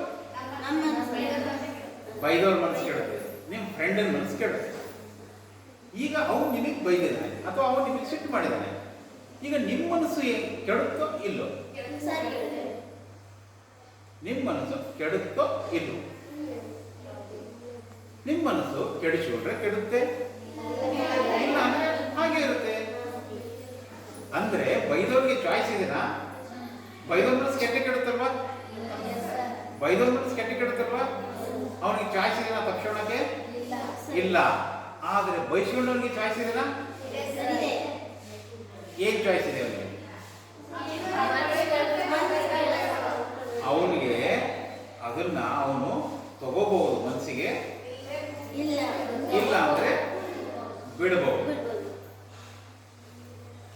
ಒಂದು ತಗೋಬಹುದು, ಇಲ್ಲ ಅಂದ್ರೆ ಬಿಡಬಹುದು. ಯಾವುದು ಒಳ್ಳೇದು? ಬಿಡೋದು ಒಳ್ಳೇದು. ಯಾಕೆ ಒಳ್ಳೇದು? ಯಾಕೆ ಒಳ್ಳೇದು? ಯಾಕೆ ಒಳ್ಳೇದು ಅಂದ್ರೆ ನಿಮ್ಮ ಮನಸ್ಸನ್ನ, ನಿಮ್ಮ ಮನಸ್ಸು ಯಾರ್ದು? ನಿಮ್ದು. ಮನಸ್ಸು ಯಾರ್ದು? ನಿಮ್ದು. ಈಗ ನಿಮ್ಮ ಮನಸ್ಸನ್ನ ಇಟ್ಟುಕೊಂಡ ಜವಾಬ್ದಾರಿ ಯಾರ್ದು? ನಿಮ್ಮ ಫ್ರೆಂಡಿಂದ? ನಿಮ್ದು. ಈಗ ನಿಮ್ಮ ಮನಸ್ಸನ್ನ ಚೆನ್ನಾಗಿ ಇಟ್ಕೊಂಡ ಜವಾಬ್ದಾರಿ ನಿಮ್ದಿದ್ದಾಗ ನೀವು ಅದನ್ನ ಯಾಕೆ ಕೆಡಿಸ್ಕೊತೀರಾ? ಯಾಕೆ ಕೆಡಿಸ್ಕೋಬೇಕು ನಾವು? ಸುಮ್ಮನೆ ಯಾಕೆ ಕೆಡಿಸ್ಕೋಬೇಕು? ಯಾರೋ ಒಬ್ಬರು ಬೈತಾರೆ, ಯಾರೋ ಒಬ್ಬರು ಸಿಟ್ಟು ಮಾಡ್ತಾರೆ, ಯಾರೊಬ್ಬರು ಏನೋ ಹೇಳ್ತಾರೆ ಅಂದಾಗ ನಮ್ಮ ಮನಸ್ಸನ್ನು ನಾವು ಯಾಕೆ ಹಾಳು ಮಾಡ್ಕೋಬೇಕು? ಇದರಲ್ಲಿ ಲಾಭ ಇದೆಯೋ ಇಲ್ಲ? ಹಾಳು ಮಾಡ್ಕೊಳ್ಳಿಲ್ಲ ಅಂದ್ರೆ ಲಾಭ ಇದೆಯೋ ಇಲ್ಲ? ನಮಗೆ ಹಾಳು ಮಾಡ್ಕೊಳ್ಳಿಲ್ಲ ಅಂದ್ರೆ ನಮ್ಮ ಮನಸ್ಸನ್ನ ನಮಗೆ ಲಾಭನೂ ನಷ್ಟನ? ಲಾಭನೂ ನಷ್ಟನ? ಏನಾರ ಕನ್ಫ್ಯೂಷನ್ ಇದೆನಾ? ಈಗ ನಿಮ್ಮ ಫ್ರೆಂಡ್ ನಿಮಗೆ ಬೈದಾಗ ನೀವು ಅದನ್ನ ಮನಸ್ಸಿಗೆ ಹಚ್ಚಿಕೊಳ್ಳಿಲ್ಲ ಅಂದ್ರೆ ನಿಮಗೆ ಲಾಭನೋ ನಷ್ಟ? Correct, very good. ಈಗ ನಿಮಗೆ ಅರ್ಥ ಆಗಿದೆ. ಈಗ ಇದು ಒಂದು ಎಕ್ಸಾಂಪಲ್ ತಗೊಂಡೆ ನಾನು ಅಷ್ಟೇ. ನಾನೇನು ತಗೊಂಡೆ? ಸುಮ್ಮನೆ ಒಂದು ಎಕ್ಸಾಂಪಲ್, ಉದಾಹರಣೆ ತಗೊಂಡೆ. ಹಾಗಿದ್ರೆ ನಮ್ಮ ಜೀವನದಲ್ಲಿ ಎಷ್ಟೋ ಸಲ ನಮ್ಮ ಜೊತೆ ಏನಾಗ್ತವೆ? ಕೆಟ್ಟ ಘಟನೆಗಳು ನಡೀತವೆ. ಏನು ನಡೀತವೆ? ನಡೀತವೆ. ಕೆಟ್ಟ ಘಟನೆಗಳು ನಡೀತವೆ. ಅಂದ್ರೆ ಅರ್ಥ ಏನು? ಎಷ್ಟೊಂದು ನಡೀತವೆ. ಯಾರೋ ಬೈತಾರೆ, ಯಾರೋ ಸಿಟ್ಟು ಮಾಡ್ತಾರೆ, ಯಾರೋ ಹೊಡಿತಾರೆ, ಏನೇನೋ ನಡೀತಾ ಇರುತ್ತೆ. ಪ್ರಪಂಚದಲ್ಲಿ ಏನೇನೋ ನಡೀತಾ ಇರುತ್ತೆ. ನಾವು ಹೇಗಿರಬೇಕು? ನಮ್ಮನ್ನು ನಾವು ಹೇಗೆ ರಕ್ಷಣೆ ಮಾಡ್ಕೋಬೇಕು? ನಮ್ಮನ್ನು ನಾವು ರಕ್ಷಣೆ ಮಾಡ್ಕೊಳ್ಳೋದು ಅಂದರೆ ದೇಹದಿಂದ ಅಷ್ಟೇ ಅಲ್ಲ. ನಾವು ಆಗಲೇ ಮಾತಾಡಿದೀವಲ್ಲ, ವಯಸ್ಸಿಗಾಗಿದೆ, ದೇಹಕ್ಕಾಗಿದೆ. ಮನಸ್ಸು, ನಮ್ಮಲ್ಲಿರೋ ಮನಸ್ಸನ್ನ ನಾವು ರಕ್ಷಣೆ ಮಾಡ್ಕೊಳ್ಳೋದು ಹೇಗೆ? ದೇಹದ ಜೊತೆಗೆ ಮನಸ್ಸನ್ನು ರಕ್ಷಣೆ ಮಾಡ್ತೀವಿ. ಹೇಗೆ ಮಾಡ್ಕೋತೀರಾ? ಹೇಗೆ ಮಾಡ್ಕೋಬೇಕು ಅಂದರೆ, ಯಾವುದೇ ಕೆಟ್ಟ ಘಟನೆಗಳು ಹೊರಗಡೆಯಿಂದ ನಮ್ಮ ಮನಸ್ಸಿಗೆ ಬರ್ತಾ ಇರುವಾಗ ನಾವೇನು ಮಾಡ್ಬೇಕು? ಅದನ್ನ ಅಲ್ಲೇ ತಡೆ ಹಿಡಿಬೇಕು. ನಾವು ಮನಸ್ಸಿನ ಒಳಗಡೆ ತಗೋಬಾರ್ದು. ಅದರಿಂದ ಏನು ಲಾಭ? ಹೀಗೆ ಮಾಡೋದ್ರಿಂದ ನಮಗೆ ಏನು ಲಾಭ? ಏನು ಲಾಭ ಅಂತ ಹೇಳ್ತೇನೆ. ನಮ್ಮ ಪುರಾಣಗಳಲ್ಲಿ, ನಮ್ಮ ವೇದಗಳು, ನಿಮಗೆ ವೇದಗಳು ಅಂದ್ರೆ ಕೇಳಿದಿರಾ? ಈಗ ಮಹಾಭಾರತ, ರಾಮಾಯಣ, ವೇದಗಳು, ಉಪನಿಷತ್ತುಗಳು ಅಂತ ನಮ್ಮ ಧರ್ಮ ಗ್ರಂಥಗಳು ಇದ್ದಾವೆ. ಅದನ್ನ ಸಾಧು ಸಂತರು ಮತ್ತೆ ಭಗವಂತ ಹೇಳಿದಾನೆ ಅಂತ ನಾವು ಅದನ್ನ ಓದ್ತೇವೆ. ಅದರಲ್ಲಿ ಇದೇ ವಿಷಯಗಳನ್ನ ಬರೆದಿದ್ದಾರೆ. ಆಯ್ತಾ? ಆ ಧರ್ಮ ಗ್ರಂಥಗಳ ಪ್ರಕಾರ, ಶ್ರೀಕೃಷ್ಣ ಪರಮಾತ್ಮ ಹೇಳಿದ ಪ್ರಕಾರ, ನಿಮ್ಮ ಮನಸ್ಸನ್ನ ನೀವು ಚೆನ್ನಾಗಿಟ್ಟುಕೊಂಡಷ್ಟು ನಿಮ್ಮ ಮುಂದಿನ ಜೀವನ ಚೆನ್ನಾಗಿರುತ್ತೆ. ಇದು ನೀವು ನಂಬ್ತೀರಾ? ಈಗ ನಿಮಗೆ ಇದು ಯಾವಾಗ ಅನುಭವ ಬರುತ್ತೆ? ನೀವು ಕೇಳಿದಿರ, ಈಗ ನಿಮಗೆ ಅರ್ಥ ಆಗಿದೆ ಅಂತ ತಿಳ್ಕೊಳ್ಳೋಣ. ಈಗ ನಮಗೆ ಅರ್ಥ ಇದೆಯಪ್ಪ, ನಾನು ಹೇಳ್ತೇನೆ. ಈಗ ನಮ್ಮ ಮನಸ್ಸನ್ನು ಚೆನ್ನಾಗಿಟ್ಟುಕೊಂಡ್ರೆ ನನಗೆ ಒಳ್ಳೇದಾಗುತ್ತೆ ಅಂತ ನಾನು ಹೇಳ್ತೇನೆ. ಹೌದಾ? ಈಗ ನನಗೆ ಅಷ್ಟೇ ತಿಳ್ಕೊಂಡ್ರೆ ಸಾಕ, ನನಗೆ ಅನುಭವಕ್ಕೆ ಬರೋದು ಬೇಡವಾ? ಅದು ಈಗ ನನ್ನ ಮನಸ್ಸು ನನ್ನ ಅನುಭವಕ್ಕೆ ಬರುತ್ತೆ, ನಿಮ್ಮ ಮನಸ್ಸು ನಿಮ್ಮ ಅನುಭವಕ್ಕೆ ಬರುತ್ತೆ. ಈ ಯಾವುದೇ ವಿಚಾರ ಹುಟ್ಟೋದು ಅವರವ್ರ ಮನಸ್ಸಲ್ಲಲ್ವಾ? ಈಗ ನಿಮ್ಮ ಮನಸ್ಸಲ್ಲಿ ನಿಮಗೆ ಅನುಭವ ಬರ್ಬೇಕಂದ್ರೆ ನಿಮ್ಮ ಮನಸ್ಸಲ್ಲಿ ನಿಮ್ಮ ಮನಸ್ಸೇ ನಿಮಗೆ ಅನುಭವ ಕೊಡಬೇಕು. ಅದಕ್ಕೆ ಏನು ಮಾಡ್ಬೇಕು? ನೀವು ಇದನ್ನ ಪ್ರಾಕ್ಟೀಸ್ ಮಾಡಬೇಕು. ನೀವು ಯಾವುದನ್ನಾದರೂ ಹೇಗೆ ಕಲಿತೀರಾ? ಅಭ್ಯಾಸ ಮಾಡಿ ಕಲಿತೀರಲ್ವಾ? ಪ್ರಾಕ್ಟೀಸ್ ಮಾಡ್ತೀರಲ್ಲ ನೀವು. ಹಾಗೇನೆ ಪ್ರತಿಯೊಂದು ಮೂಮೆಂಟ್, ಪ್ರತಿಯೊಂದು ಗಳಿಗೆಯಲ್ಲಿ ನೀವೇನು ಮಾಡಬೇಕು? ನಿಮ್ಮ ಮನಸ್ಸನ್ನು ಎಷ್ಟಾಗುತ್ತೆ ಅಷ್ಟು ಕೆಟ್ಟ ವಿಚಾರಗಳಿಂದ ಒಳ್ಳೆಯ ವಿಚಾರಗಳನ್ನು ಮಾಡೋದಕ್ಕೆ ಹಚ್ಚಬೇಕು. ಒಂದು ಕೆಟ್ಟ ವಿಚಾರ ಬರೋದು ಬಹಳ ಸಹಜ, ಅದನ್ನು ಹೊಡೆದೋಡಿಸೋದು ಹೇಗೆ? ಅದನ್ನು ಅಲ್ಲಿಗೆ ಸ್ಟಾಪ್ ಮಾಡೋದು, ಇಲ್ಲ ಅದನ್ನು ಡೈವರ್ಟ್ ಮಾಡೋದು ಒಳ್ಳೆಯ ವಿಚಾರಗಳು. ಒಂದು. ಎರಡನೇದೇನು? ಯಾರೇ ನಿಮ್ಮ ಕಡೆ ಯಾವುದೇ ರೀತಿ ನಡ್ಕೊಂಡ್ರೆ, ಸಿಟ್ಟು ಮಾಡೋದು, ಒಯ್ಯೋದು, ಹೊಡೆಯೋದು ಏನಾದರೂ ಮಾಡಿದರೆ ನೀವೇನು ಮಾಡಬೇಕು? ಫಸ್ಟು ನಿಮ್ಮ ಮನಸ್ಸನ್ನು ನೀವು ಸರಿ ಇಟ್ಕೋಬೇಕು. ನೀವು ಆಮೇಲೆ ಈಗ ಯಾರಾದ್ರೂ ನೀವು ಹೊಡೆದ್ರು ಅಂತ ತಿಳ್ಕೊಳ್ಳಿ, ಸುಮ್ಮನೆ ಹೊಡಿತಾರ, ನೀವು ತಪ್ಪು ಮಾಡಿರ್ತೀರ, ಸುಮ್ಮನೆ ಹೊಡೆದ್ರು ಅಂತ ತಿಳ್ಕೊಳ್ಳಿ. ಅವಾಗ ಬೇರೆಯವ್ರು ಇರ್ತಾರೆ, ಅವ್ರು ಅದಕ್ಕೆ ಆ್ಯಕ್ಷನ್ ತಗೋತಾರೆ, ನೀವು ರಿಪೋರ್ಟ್ ಮಾಡ್ತೀರಾ ಅದನ್ನು. ಹೌದಾ? ಅದು ಬೇರೆ ವಿಷಯ. ಬಟ್ ನಮ್ಮ ಮನಸ್ಸನ್ನು ನಾವು ಹೇಗೆ ಸರಿ ಇಟ್ಕೋಬೇಕು? ನಮ್ಮ ಮನಸ್ಸನ್ನು ನಾವು ಹೇಗೆ ಸರಿ ಇಟ್ಕೋಬೇಕು ಅಂದರೆ, ಯಾವುದೇ ಹೊರಗಡೆ ವಿಷಯಗಳು ನಮ್ಮ ಮನಸ್ಸನ್ನು ಕೆಡಿಸ್ತಿದ್ದಂಗೆ ನಾವು ನೋಡ್ಕೋಬೇಕು. ಅದು ಯಾರ ಜವಾಬ್ದಾರಿ? ನಮ್ಮ ಜವಾಬ್ದಾರಿ. ಅದರಿಂದ ಏನು ಲಾಭ ಅಂದರೆ, ನಮ್ಮ ಮನಸ್ಸಿಗೆ ಬಹಳಷ್ಟು ಶಕ್ತಿ ಬರುತ್ತೆ. ಯಾವ ಶಕ್ತಿ ಬರುತ್ತೆ? ಈಗ ನಿಮಗೆ ನಿಮ್ಮ ಮನಸ್ಸು ಚೆನ್ನಾಗಿದ್ದಾಗ ನೀವು ಮಾಡೋ ಕೆಲಸ ಚೆನ್ನಾಗಾಗುತ್ತಾ ಇಲ್ವಾ? ಚೆನ್ನಾಗುತ್ತೆ. ನಿಮ್ಮ ಮನಸ್ಸು ಸರಿ ಇದ್ದಾಗ ನೀವು ಯಾವುದೇ ಒಂದು ಕೆಲಸ ಮಾಡಿ ಅದು ಸರಿಯಾಗುತ್ತಾ? ಸರಿಯಾಗುತ್ತೆ. ಹಾಗಿದ್ರೆ ನೀವು ನಾವು ನಮ್ಮ ಜೀವನದಲ್ಲಿ ಮುಂದಕ್ಕೆ ಹೋಗಬೇಕು ಅಂದರೆ, ಒಳ್ಳೊಳ್ಳೆದನ್ನು ಕಲಿಬೇಕು, ಒಳ್ಳೊಳ್ಳೆದನ್ನು ಮಾಡಬೇಕು ಅಂದರೆ, ಯಾವುದೇ ಒಂದನ್ನು ಕಲಿಬೇಕು, ಅದನ್ನು ನಮ್ಮ ದುಡಿಮೆಗೆ ಹಚ್ಕೋಬೇಕು, ನಾವು ಜೀವನದಲ್ಲಿ ಮುಂದಕ್ಕೆ ಹೋಗಬೇಕು ಅಂತ ನಾವು ಮಾತಾಡ್ತಿರಲ್ಲ, ಅದನ್ನು ಮಾಡಬೇಕು ಅಂದರೆ ಅದಕ್ಕೆ ಕಾರಣವೇ ಮನಸ್ಸು. ಅದಕ್ಕೆ ಕಾರಣ ಯಾವುದು? ಮನಸ್ಸು. ಆ ಮನಸ್ಸನ್ನು ನಾವು ಚೆನ್ನಾಗಿ ಇಟ್ಕೊಳ್ಳಿಲ್ಲ ಅಂದರೆ, ಚೆನ್ನಾಗಿ ಇಟ್ಕೊಂಡ್ರೆ ಅದು ಎಲ್ಲದನ್ನು ಮಾಡ್ಬೋದು. ಇದನ್ನು ಯಾರು ಹೇಳಿದ್ದಾರೆ? ಶ್ರೀಕೃಷ್ಣ ಪರಮಾತ್ಮ ಹೇಳಿದ್ದಾನೆ. ಏನು ಹೇಳಿದ್ದಾನೆ? ನಮ್ಮ ಮನಸ್ಸನ್ನು ನಾವು ಸರಿ ಇಟ್ಟುಕೊಂಡ್ರೆ ನಾವು ಜೀವನದಲ್ಲಿ ಏನಾದರೂ ಸಾಧಿಸ್ಬೋದು ಅಲ್ವಾ? ಈಗ ಅದನ್ನು ಸರಿ ಇಟ್ಕೊಳ್ಳೋದಕ್ಕೆ ಅವನು ದಾರಿಗಳನ್ನು ಹೇಳಿದ್ದಾನೆ, ಬಹಳ ದಾರಿಗಳನ್ನು ಹೇಳಿದ್ದಾನೆ ಶ್ರೀಕೃಷ್ಣ ಪರಮಾತ್ಮ. ನಿಮಗೆ ನೀವೇ ಅದನ್ನ ಓದಿ ತಿಳ್ಕೊಳ್ಳೋಷ್ಟು ನಿಮಗೆ ಶಕ್ತಿ ಇದೆ. ನೀವು ಓದಿ ತಿಳ್ಕೊಬೋದು, ಕೇಳಿ ತಿಳ್ಕೊಬೋದು, ಆಯ್ತಾ? ಅದರಲ್ಲಿ ಏನು ದಾರಿಗಳಿದ್ದಾವೆ? ಬಹಳ ದಾರಿಗಳಿದ್ದಾವೆ. ಭಕ್ತಿ ಮಾರ್ಗ ಅಂತ ಹೇಳಿದ್ದಾನೆ. ದೇವರಲ್ಲಿ ಭಕ್ತಿ ಇಟ್ಕೊಳ್ಳೋದು, ಶ್ರದ್ಧೆ ಇಟ್ಕೊಳ್ಳೋದು ಅಂತ ಹೇಳಿದ್ದಾನೆ. ಅಂದರೆ ನಮ್ಮ ಮನಸ್ಸನ್ನು ನಾವು ಸ್ಟ್ರಾಂಗ್ ಮಾಡಬೇಕು, ನಮ್ಮ ಮನಸ್ಸನ್ನು ನಾವು ಒಳ್ಳೆಯ ವಿಚಾರಗಳಿಗೆ ಕಳಿಸ್ಬೇಕು ಅಂದರೆ ಶ್ರೀಕೃಷ್ಣ ಪರಮಾತ್ಮ ಏನು ಹೇಳಿದ್ದಾನೆ?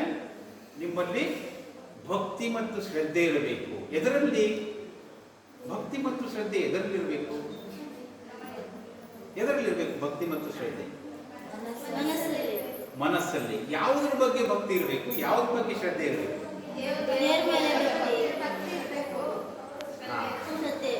ಈಗ ದೇವರ ಬಗ್ಗೆ ಭಕ್ತಿ ಇರಬೇಕು, ಶ್ರದ್ಧೆ ಇರಬೇಕು, ಅದು ಒಂದಾಯ್ತು. ನೀವು ಎಷ್ಟೊತ್ತು ಭಕ್ತಿ ಮತ್ತು ಎಷ್ಟೊತ್ತು ಶ್ರದ್ಧೆ ಇಟ್ಕೊತೀರಾ? ನೀವು ಎಷ್ಟೊತ್ತು ಈಗ ನೀವು ಕಾಲೇಜ್ ಹೋಗ್ತೀರಾ, ನೀವು ದೇವರಿಗೆ ಎಷ್ಟೊತ್ತು ನಮಸ್ಕಾರ ಮಾಡ್ತೀರಾ?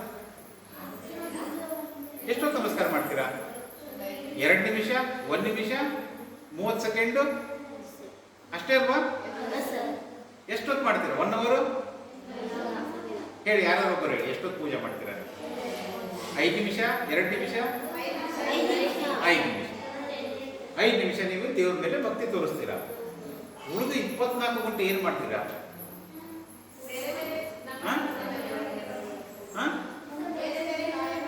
ಈಗ ನಿಮಗೆ ಓದೋ ಕೆಲಸ ಇದೆ, ಸ್ನಾನ ಮಾಡ್ಕೋಬೇಕು, ತಿಂಡಿ ತಿನ್ನಬೇಕು, ಊಟ ಮಾಡಬೇಕು, ಕಾಲೇಜಿಗೆ ಹೋಗ್ಬೇಕು, ಅಲ್ಲಿ ಬರೀಬೇಕು, ಓದಬೇಕು, ಎಲ್ಲ ಇದೆ ಅಲ್ವಾ? ಈಗ ಹಾಗಿದ್ರೆ ನೀವು 2 ನಿಮಿಷ ಇಲ್ಲ 5 ನಿಮಿಷ ನೀವು ಭಕ್ತಿ ಶ್ರದ್ಧೆ ಇಟ್ಕೊಂಡು ಉಳಿದ 24 ತಾಸು 5 ನಿಮಿಷ ಕಳೆದ್ರೆ ಉಳಿದೆಲ್ಲ ಟೈಮು ನೀವು ಏನು ಮಾಡ್ಬೇಕಂತಂದ್ರೆ ಯಾವ ರೀತಿ ಭಕ್ತಿ ಶ್ರದ್ಧೆನ ಇಟ್ಕೋಬೇಕು ಹೇಳಿ? ಹಾ, ಕರೆಕ್ಟಾಗಿ ಹೇಳಿದ್ರು. ನಿನ್ನ ಹೆಸರೇನಮ್ಮ? ಶ್ವೇತಾ. ಶ್ವೇತಾ ಹೇಳ್ತಾಳೆ, ಶ್ವೇತಾ ಏನು ಹೇಳಿಲ್ಲಮ್ಮ ಅಂದ್ರೆ ನಾವು ಮಾಡೋ ಕೆಲಸದ ಮೇಲೆ ಶ್ರದ್ಧೆ ಇರಬೇಕು ಅಂತ ಹೇಳಿ. ಕರೆಕ್ಟ್ ಆಗಿದೆ. ಅಂದರೆ ಭಗವಂತ ಏನು ಹೇಳ್ತಾನೆ ಅಂದರೆ, ನೀವೇನು ಕೆಲಸ ಮಾಡ್ತಿದ್ದೀರಲ್ಲ, ಈಗ ನೀವು ಓದ್ತಾ ಇದ್ದೀರ, ನಿಮಗೆ ಈಗ ಓದೋ ಟೈಮ್, ಈಗ ನಿಮಗೆ ಓದೋ ವಯಸ್ಸೀಗ, ಈ ಓದೋ ಟೈಮಲ್ಲಿ ಓದೋದೊಂದು ಕೆಲಸ. ನಿಮಗೆ ಆ ಕೆಲಸದ ಮೇಲೆ ನೀವು ಎಷ್ಟು ಶ್ರದ್ಧೆ ಇಡ್ತೀರಾ, ಎಷ್ಟು ಭಕ್ತಿ ಇಡ್ತೀರಾ, ಅದರಿಂದ ನಿಮಗೆ ಒಳ್ಳೆ ಫಲನೇ ಸಿಗುತ್ತೆ ಅಂತ ಶ್ರೀಕೃಷ್ಣ ಪರಮಾತ್ಮ ಹೇಳ್ತಾರೆ. ಈ ಶ್ರೀಕೃಷ್ಣ ಪರಮಾತ್ಮ ಹೇಳಿದ ಅಂದಮೇಲೆ ಅದು ಸತ್ಯನೇ ಇರುತ್ತೆ, ಹೌದಾ? ಅಂದರೆ ಭಕ್ತಿ ಮತ್ತು ಶ್ರದ್ಧೆ ಅಂದರೆ ಏನು ಆಗಿದ್ರೆ, ನೀವು 24 ಗಂಟೆ ಮಾಡೋ ಕೆಲಸದ ಮೇಲೆ ಭಕ್ತಿ ಮತ್ತು ಶ್ರದ್ಧೆ ಇದ್ದರೆ ನೀವು 24 ತಾಸು ದೇವರ ಮೇಲೆ ದೇವರ ಪೂಜೆ ಮಾಡ್ದಂಗೇನೆ ಅರ್ಥ. ನೀವು ದೇವರ ಪೂಜೆ ಮಾಡ್ದಂಗೇನೆ ಅರ್ಥ. 24 ಗಂಟೆ ನೀವು ಭಕ್ತಿ ಮತ್ತು ಶ್ರದ್ಧೆಗಳನ್ನ ಇಟ್ಟುಕೊಂಡ್ರೆ. ಹಾಗಿದ್ರೆ ಭಕ್ತಿ ಮತ್ತು ಶ್ರದ್ಧೆ ಅಂದರೆ ಏನು? ಈಗ ನೀವು ಏನೋ ಕಲಿಬೇಕು ಅಂತ ಇಲ್ಲಿ ಬಂದಿದ್ದೀರ. ನೀವು ಕಲಿಯೋ ವಿಷಯದಲ್ಲಿ ಸತತವಾಗಿ ನಿಮ್ಮನ್ನೇ ತೊಡಗಿಸಿಕೊಳ್ಳೋದು. ನೀವು ಊಟ ಮಾಡಿ, ನೀವು ಕಥೆಗಳನ್ನು ಕೇಳಿ, ಕಂಪ್ಯೂಟರ್ ಕೆಲಸ ಮಾಡಿ, ಹಾಡುಗಳನ್ನು ಕೇಳಿ, ಅದು ಬೇರೆ ವಿಷಯ. ಅದು ನಿಮ್ಮ ಮನಸ್ಸಿನ ಸಂತೋಷ ಪಡೋದಕ್ಕೆ, ನಿಮಗೆ ತೃಪ್ತಿ ಆಗೋದಕ್ಕೆ ನೀವೇನಿರ್ತ ಹಾಡು ಕೇಳ್ತೀರಾ, ಮ್ಯೂಸಿಕ್ ಕೇಳ್ತೀರಾ, ಏನೇನೋ ಮಾಡ್ತೀರಾ, ಆಯಿತಾ? ಅದು ಬೇಕೇ ಬೇಕು. ಆದರೆ ನಿಮ್ಮ ಮನಸ್ಸು ಯಾವ ಕಡೆ ಇರಬೇಕು? ನೀವು ಎದಕ್ಕೆ ಬಂದಿದ್ದೀರಾ? ಓದೋದಕ್ಕೆ ಬಂದಿದ್ದೀರಾ. ಈ ನೀವು ಓದೋದನ್ನು ನೀವು ಅಂದರೆ ಓದಬೇಕು, ಎಷ್ಟಾಗುತ್ತೆ ಅಷ್ಟು ನಾವು ಏನಾದರೂ ಕಲಿಬೇಕು ಅಂತ ಇಲ್ಲಿ ಜಾಯ್ನ್ ಆಗಿದ್ದೀರಾ. ಈ ವಯಸ್ಸಲ್ಲಿ ನೀವು ಅದನ್ನು ಸತತವಾಗಿ ಮಾಡಬೇಕು. ಸುಮ್ಮನೆ ಮಾಡೋದು ಬಿಡೋದಲ್ಲ. ಏನು ಮಾಡಬೇಕು? ಸತತವಾಗಿ ಮಾಡಬೇಕು. ಅದರ ಕಡೆನೇ ನಿಮ್ಮ ಗಮನ ಇರಬೇಕು. ಅಂದರೆ ನಿಮ್ಮ ಮನಸ್ಸನ್ನು ಯಾವ ಕಡೆ ಇಡಬೇಕು? ಓದೋದ್ರ ಕಡೆ ಇರಬೇಕು. ಈಗ ನಾಳೆ ನೀವು ಕೆಲ್ಸಕ್ಕೆ ಹೋಗ್ತೀರಾ, ಇನ್ನೊಂದು 10 ವರ್ಷ ಆದ್ಮೇಲೆ ನೀವು ಕೆಲ್ಸಕ್ಕೆ ಹೋಗ್ತೀರಾ ಅಂತ ತಿಳ್ಕೊಳ್ಳೋಣ. ನೀವು ಕೆಲ್ಸಕ್ಕೆ ಹೋದ್ಮೇಲೆ ಯಾವ ಕಡೆ ಗಮನ ಇರಬೇಕು? ಕೆಲ್ಸದ ಕಡೆ ಗಮನ ಇರಬೇಕು. ಅದರ ಅರ್ಥ ಏನಂದ್ರೆ, ನಾವು ಈ ಗಳಿಗೆಯಲ್ಲಿ ಏನು ಮಾಡ್ತಿದ್ದೇವಲ್ಲ, ಈ ಮೂಮೆಂಟಲ್ಲಿ, ಇದು ಏನು ವರ್ತಮಾನ ಕಾಲ ಅಲ್ವಾ? ಇದು ಕೇಳಿದ್ರೆ ಕಾಲ, ಭವಿಷ್ಯತ್ ಕಾಲ, ಭೂತಕಾಲ, ವರ್ತಮಾನ ಕಾಲ ಅಂದ್ರೆ ಈಗ ನಡೀತಾ ಇರೋದು. ಭವಿಷ್ಯತ್ ಕಾಲ ಅಂದ್ರೆ ಭವಿಷ್ಯಕಾಲ, ಭೂತಕಾಲ ಅಂದ್ರೆ ಆಗಿ ಹೋಗಿರೋದಲ್ವಾ? ಈಗ ನೀವು ಈ ಗಳಿಗೆಯಲ್ಲಿ, ಈ ವರ್ತಮಾನ ಕಾಲದಲ್ಲಿ ನಿಮ್ಮ ಮನಸ್ಸನ್ನ ನೀವು ಮಾಡೋ ಕೆಲಸದ ಮೇಲೆ ಶ್ರದ್ಧೆಯಿಂದ ನಿಮ್ಮ ಮನಸ್ಸನ್ನು ಆ ಕಡೆ ತಿರುಗಿಸಿದ್ರೆ ನಿಮ್ಮ ಭವಿಷ್ಯ ಕಾಲ, ಮುಂದಿನ ಕಾಲ ಹೇಗಿರುತ್ತೆ? ಈಗ ನೀವು ಈ ಗಳಿಗೆಯಲ್ಲಿ ಏನು ಮಾಡ್ತಿದ್ದೀರಾ? ಕೇಳ್ತಾ ಇದ್ದೀರಾ, ನಾನು ಏನೋ ಹೇಳ್ತಾ ಇದ್ದೀನಿ. ನೀವು ಈ ಗಳಿಗೆಯನ್ನು ನೀವು ಸರಿಯಾಗಿ ಯೂಸ್ ಮಾಡಿಕೊಂಡ್ರೆ, ಸರಿಯಾಗಿ ಉಪಯೋಗ ಮಾಡಿಕೊಂಡ್ರೆ ನಿಮಗೇನೋ ಒಂದು ಸಿಗುತ್ತೆ. ನಾಳೆ ಓದಕ್ಕೆ ಹೋಗ್ತೀರಾ, ಆ ಗಳಿಗೆಯನ್ನು ನೀವು ಸರಿಯಾಗಿ ಯೂಸ್ ಮಾಡಿಕೊಂಡ್ರೆ ಅದರ ಮುಂದಿನ ಗಳಿಗೆ ನಿಮಗೆ ಚೆನ್ನಾಗಿರುತ್ತೆ. ಅಂದರೆ ನೀವು ವರ್ತಮಾನ ಕಾಲದಲ್ಲಿ ಜೀವನ ಮಾಡಬೇಕು. ನೀವು ಭವಿಷ್ಯತ್ ಕಾಲದ ಬಗ್ಗೆ ಚಿಂತೆ ಮಾಡಬಾರ್ದು ಅಂದರೆ ಸುಮ್ಮನೆ ಇರೋದಂತ ಅಲ್ಲ. ನೀವು ವರ್ತಮಾನ ಕಾಲವನ್ನು ಸರಿಯಾಗಿ ಉಪಯೋಗ ಮಾಡಿಕೊಂಡ್ರೆ ಸಾಕು, ಅಷ್ಟೇ ಸಾಕು. ನೀವು ಭವಿಷ್ಯದ ಬಗ್ಗೆ ಚಿಂತೆ ಮಾಡೋದು ಬೇಕಾಗಿಲ್ಲ. ಏನರ್ಥ ಹಂಗಂದ್ರೆ, ವರ್ತಮಾನ ಕಾಲದಲ್ಲಿ ನೀವೇನು ಮಾಡಬೇಕು ಅಂದರೆ ಈ ಮೂಮೆಂಟಲ್ಲಿ ನೀವೇನು ಮಾಡಬೇಕು? ಯಾವ ಕೆಲಸ ನೀವು ಮಾಡ್ತಾ ಇದ್ದೀರಲ್ಲ ಆ ಕೆಲಸನ ಸರಿಯಾಗಿ ಮಾಡಬೇಕು. ಅದಕ್ಕೆ ಶ್ರದ್ಧೆ ಮತ್ತು ಭಕ್ತಿ ಅಂತ ಹೇಳ್ತಾರೆ. ಈಗ ನೀವು ಮಾಡೋ ಕೆಲಸದಲ್ಲಿ ನೀವು ಗಮನ ಬಿಟ್ಟು ನಾನು ಇದನ್ನು ಮಾಡಲೇಬೇಕು ಅಂತ ಛಲ ಇಟ್ಕೊಂಡು ನೀವು ಅದನ್ನು ನಿಮಗೆ ಅರ್ಥ ಆಗಿಲ್ಲ ಅಂದರೆ ಮತ್ತೆ ಪ್ರಯತ್ನ ಮಾಡಿ ಅದರಲ್ಲೇ ನಿಮ್ಮನ್ನು ತೊಡಗಿಸ್ಕೊಳ್ಳೋದಕ್ಕೆ ಏನಂತಾರೆ? ಶ್ರದ್ಧೆ ಭಕ್ತಿ ಅಂತ ಹೇಳ್ತಾರೆ. ಅಂದರೆ ಶ್ರದ್ಧೆ ಭಕ್ತಿ ಅನ್ನೋದು ಬರೀ ದೇವ್ರ ಕಡೆ ಅಂತ ಇರಬೇಕಂತ ಅಷ್ಟೇ ಅಲ್ಲ, ಯಾವುದ್ರ ಕಡೆ ಇರಬೇಕು? ನೀವು ಮಾಡೋ ಕೆಲಸದಲ್ಲಿನೂ ಇರಬೇಕು. ಯಾಕೆ ಇದಕ್ಕೆ ಶ್ರದ್ಧೆ ಭಕ್ತಿ ಅಂತ ಹೇಳ್ತಾರೆ ಅಂದರೆ, ಶ್ರೀಕೃಷ್ಣ ಪರಮಾತ್ಮ ಏನು ಹೇಳಿದಾನೆ ಗೊತ್ತಾ? ನೀವು ಮಾಡೋ ಕೆಲಸದಲ್ಲಿ ನೀವು ಶ್ರದ್ಧೆಯಿಂದ ಮಾಡಿದರೆ ಅದು ನನಗೆ ಮಾಡುವ ಪೂಜೆ ಅಂತ ಹೇಳಿದಾನೆ. ಎಂತ ಹೇಳಿದಾನೆ? ಅವನಿಗೆ ಮಾಡುವ ಪೂಜೆ ಅಂತ ಹೇಳಿದಾನೆ. ಯಾಕೆ ಪೂಜೆ ಅಂತ ಹೇಳಿದಾನೆ? ಯಾಕೆಂದ್ರೆ ಈಗ ನೀವು ವಿಚಾರ ಮಾಡಿ, ಈಗ ನೀವು ಒಂದು ಕೆಲಸಕ್ಕೆ ಸೇರ್ತೀರ, ಎಲ್ಲಿ ಒಂದು ಕೆಲಸಕ್ಕೆ ಸೇರ್ತೀರ, ನೀವು ಕೆಲಸ ಮಾಡೋದಕ್ಕೆ ನೀವು ದುಡ್ಡು ಕೊಡ್ತಾರೆ ಅಲ್ವಾ? ಸ್ಯಾಲ್ರಿ ಕೊಡ್ತಾರೆ ನಿಮಗೆ. ಆದರೆ ನೀವು ಮಾಡೋ ಕೆಲಸದಿಂದ ಎಷ್ಟು ಜನಕ್ಕೆ ಯೂಸ್ ಆಗುತ್ತೆ? ಇಲ್ಲೋ? ಈಗ ಈ ಹಾಸ್ಟೆಲ್ ನಡೆಸ್ತಾ ಇದ್ದಾರೆ ವಾರ್ಡನ್ ಏನಂತೀರ ನೀವು? ವಾರ್ಡನ್ ಅಂತೀರಾ ಸರ್ ಅಂತೀರಾ? ಸರ್, ನಿಮ್ಮ ಸರಿ ಹಾಸ್ಟೆಲ್ ನಡೆಸ್ತಾ ಇದ್ದಾರೆ. ಈಗ ಅವ್ರು ಹಾಸ್ಟೆಲ್ ನಡೆಸ್ತಾ ಇರೋದು ನಿಮಗೆ ಯೂಸ್ ಆಗ್ತಾ ಇದೆಯಾ? ಯೂಸ್ ಆಗ್ತಾ ಇದೆ. ಹಾಗೆ ನೀವು ಕೆಲಸಕ್ಕೆ ಸೇರ್ತೀರಾ, ಅವ್ರು ಈ ಕೆಲಸ ಮಾಡ್ತಾ ಇದ್ದಾರೆ ಅಲ್ವಾ? ನೀವು ಹಾಗೆ ಎಲ್ಲೋ ಕೆಲಸಕ್ಕೆ ಸೇರ್ತೀರಾ, ಏನೋ ವಾರ್ಡನ್ ಆಗ್ತೀರಾ, ಸರ್ ಆಗ್ತೀರಾ, ಏನೋ ಆಗ್ತೀರಾ. ಆದ್ಮೇಲೆ ನಿಮ್ಮ ಕೆಳಗಡೆ 108 ಜನ ಇರ್ತಾರೆ. ನೀವು ಮಾಡೋ ಕೆಲಸದಿಂದ ಅವ್ರಿಗೆ ಯೂಸ್ ಆಗುತ್ತೆ ಇಲ್ಲೋ? ಆಗುತ್ತೆ. ಅದಕ್ಕೆ ಶ್ರೀಕೃಷ್ಣ ಪರಮಾತ್ಮ ಏನು ಹೇಳಿದಂದ್ರೆ, ನಾನು ಸೃಷ್ಟಿ ಮಾಡಿದ ಈ ಪ್ರಪಂಚದಲ್ಲಿ ಎಷ್ಟೊಂದು ಜನರಿದ್ದಾರೆ, ಎಷ್ಟೊಂದು ಸಿಸ್ಟಮ್ಸ್ ಇದ್ದಾವೆ. ಸಿಸ್ಟಮ್ಸ್ ಅಂದರೆ ಏನು ಗೊತ್ತಾ? ಒಂದು ವಾರ್ಡ್, ಒಂದು ಹಾಸ್ಟೆಲ್, ಒಂದು ಕಾಲೇಜ್, ಒಂದು ಬಸ್ ಸ್ಟ್ಯಾಂಡ್, ಒಂದು ನ್ಯಾಯಾಲಯ, ಒಂದು ಪೊಲೀಸ್ ಸ್ಟೇಷನ್ನು. ಎಷ್ಟಿದಾವೆ ಸಿಸ್ಟಮ್ಸ್? ತುಂಬ ಇದ್ದಾವೆ, ತುಂಬ ಇದ್ದಾವೆ. ಈ ಪ್ರಪಂಚದಲ್ಲಿ ಎಷ್ಟು ಜನರಿದ್ದಾರಲ್ಲ ಅವರೆಲ್ಲ ಏನು ಮಾಡಿದ್ದಾರೆ? ಒಂದೊಂದೇ ಸಿಸ್ಟಮಲ್ಲಿ ಕೆಲಸ ಮಾಡ್ತಾ ಇದ್ದಾರೆ. ನೀವು ನಾಳೆ ಒಂದು ಸಿಸ್ಟಮ್ಗೆ ಹೋಗ್ತೀರಾ, ಯಾವುದೋ ಒಂದು ಕಚೇರಿಯಲ್ಲಿ ಕೆಲಸ ಮಾಡ್ತೀರಾ, ಅಥವಾ ಯಾವುದೋ ಒಂದು ಶಾಲೆಯಲ್ಲಿ ಕೆಲಸ ಮಾಡ್ತೀರಾ, ಅಥವಾ ಯಾವುದೋ ಹಾಸ್ಟೆಲಲ್ಲಿ ವಾರ್ಡನ್ ಆಗಿರ್ತೀರಾ, ಸರ್ ಆಗಿರ್ತೀರಾ. ಅವಾಗ ನೀವು ಮಾಡೋ ಕೆಲಸ ಯಾರಿಗೆ ಮುಟ್ಟುತ್ತೆ? ಬೇರೆಯವರಿಗೆ ಮುಟ್ಟುತ್ತೆ. ಬೇರೆಯವರಿಗೆ ಮುಟ್ಟೋದು ಏನು? ಪೂಜೆ. ಯಾಕೆ ಪೂಜೆ? ಯಾಕೆ ಅದನ್ನು ಪೂಜೆ ಅಂತ ಹೇಳಿದ್ದಾನೆ? ಈಗ ನಾನು ಬರ್ತೇನೆ, ಸನಾತನ ಧರ್ಮ ಅಂದ್ರೆ ಏನು ಅಂತ ಹೇಳಿ. ಈಗ ನಾನು ಹೇಳ್ತೇನೆ, ಶ್ರೀಕೃಷ್ಣ ಪರಮಾತ್ಮ ಯಾಕೆ ಹಂಗೆ ಹೇಳ್ದ, ನಾವು ಮಾಡೋ ಕೆಲಸನೂ ನಾವು ಪೂಜೆ ಅಂತ ಯಾಕೆ ಹೇಳ್ತಾನೆ ಶ್ರೀಕೃಷ್ಣ ಪರಮಾತ್ಮ ಅಂದ್ರೆ, ನಾವು ಸನಾತನ ಧರ್ಮವನ್ನು ನಂಬಿದವರು. ಸನಾತನ ಧರ್ಮದಲ್ಲಿ ಏನಾಗುತ್ತೆ ಅಂದ್ರೆ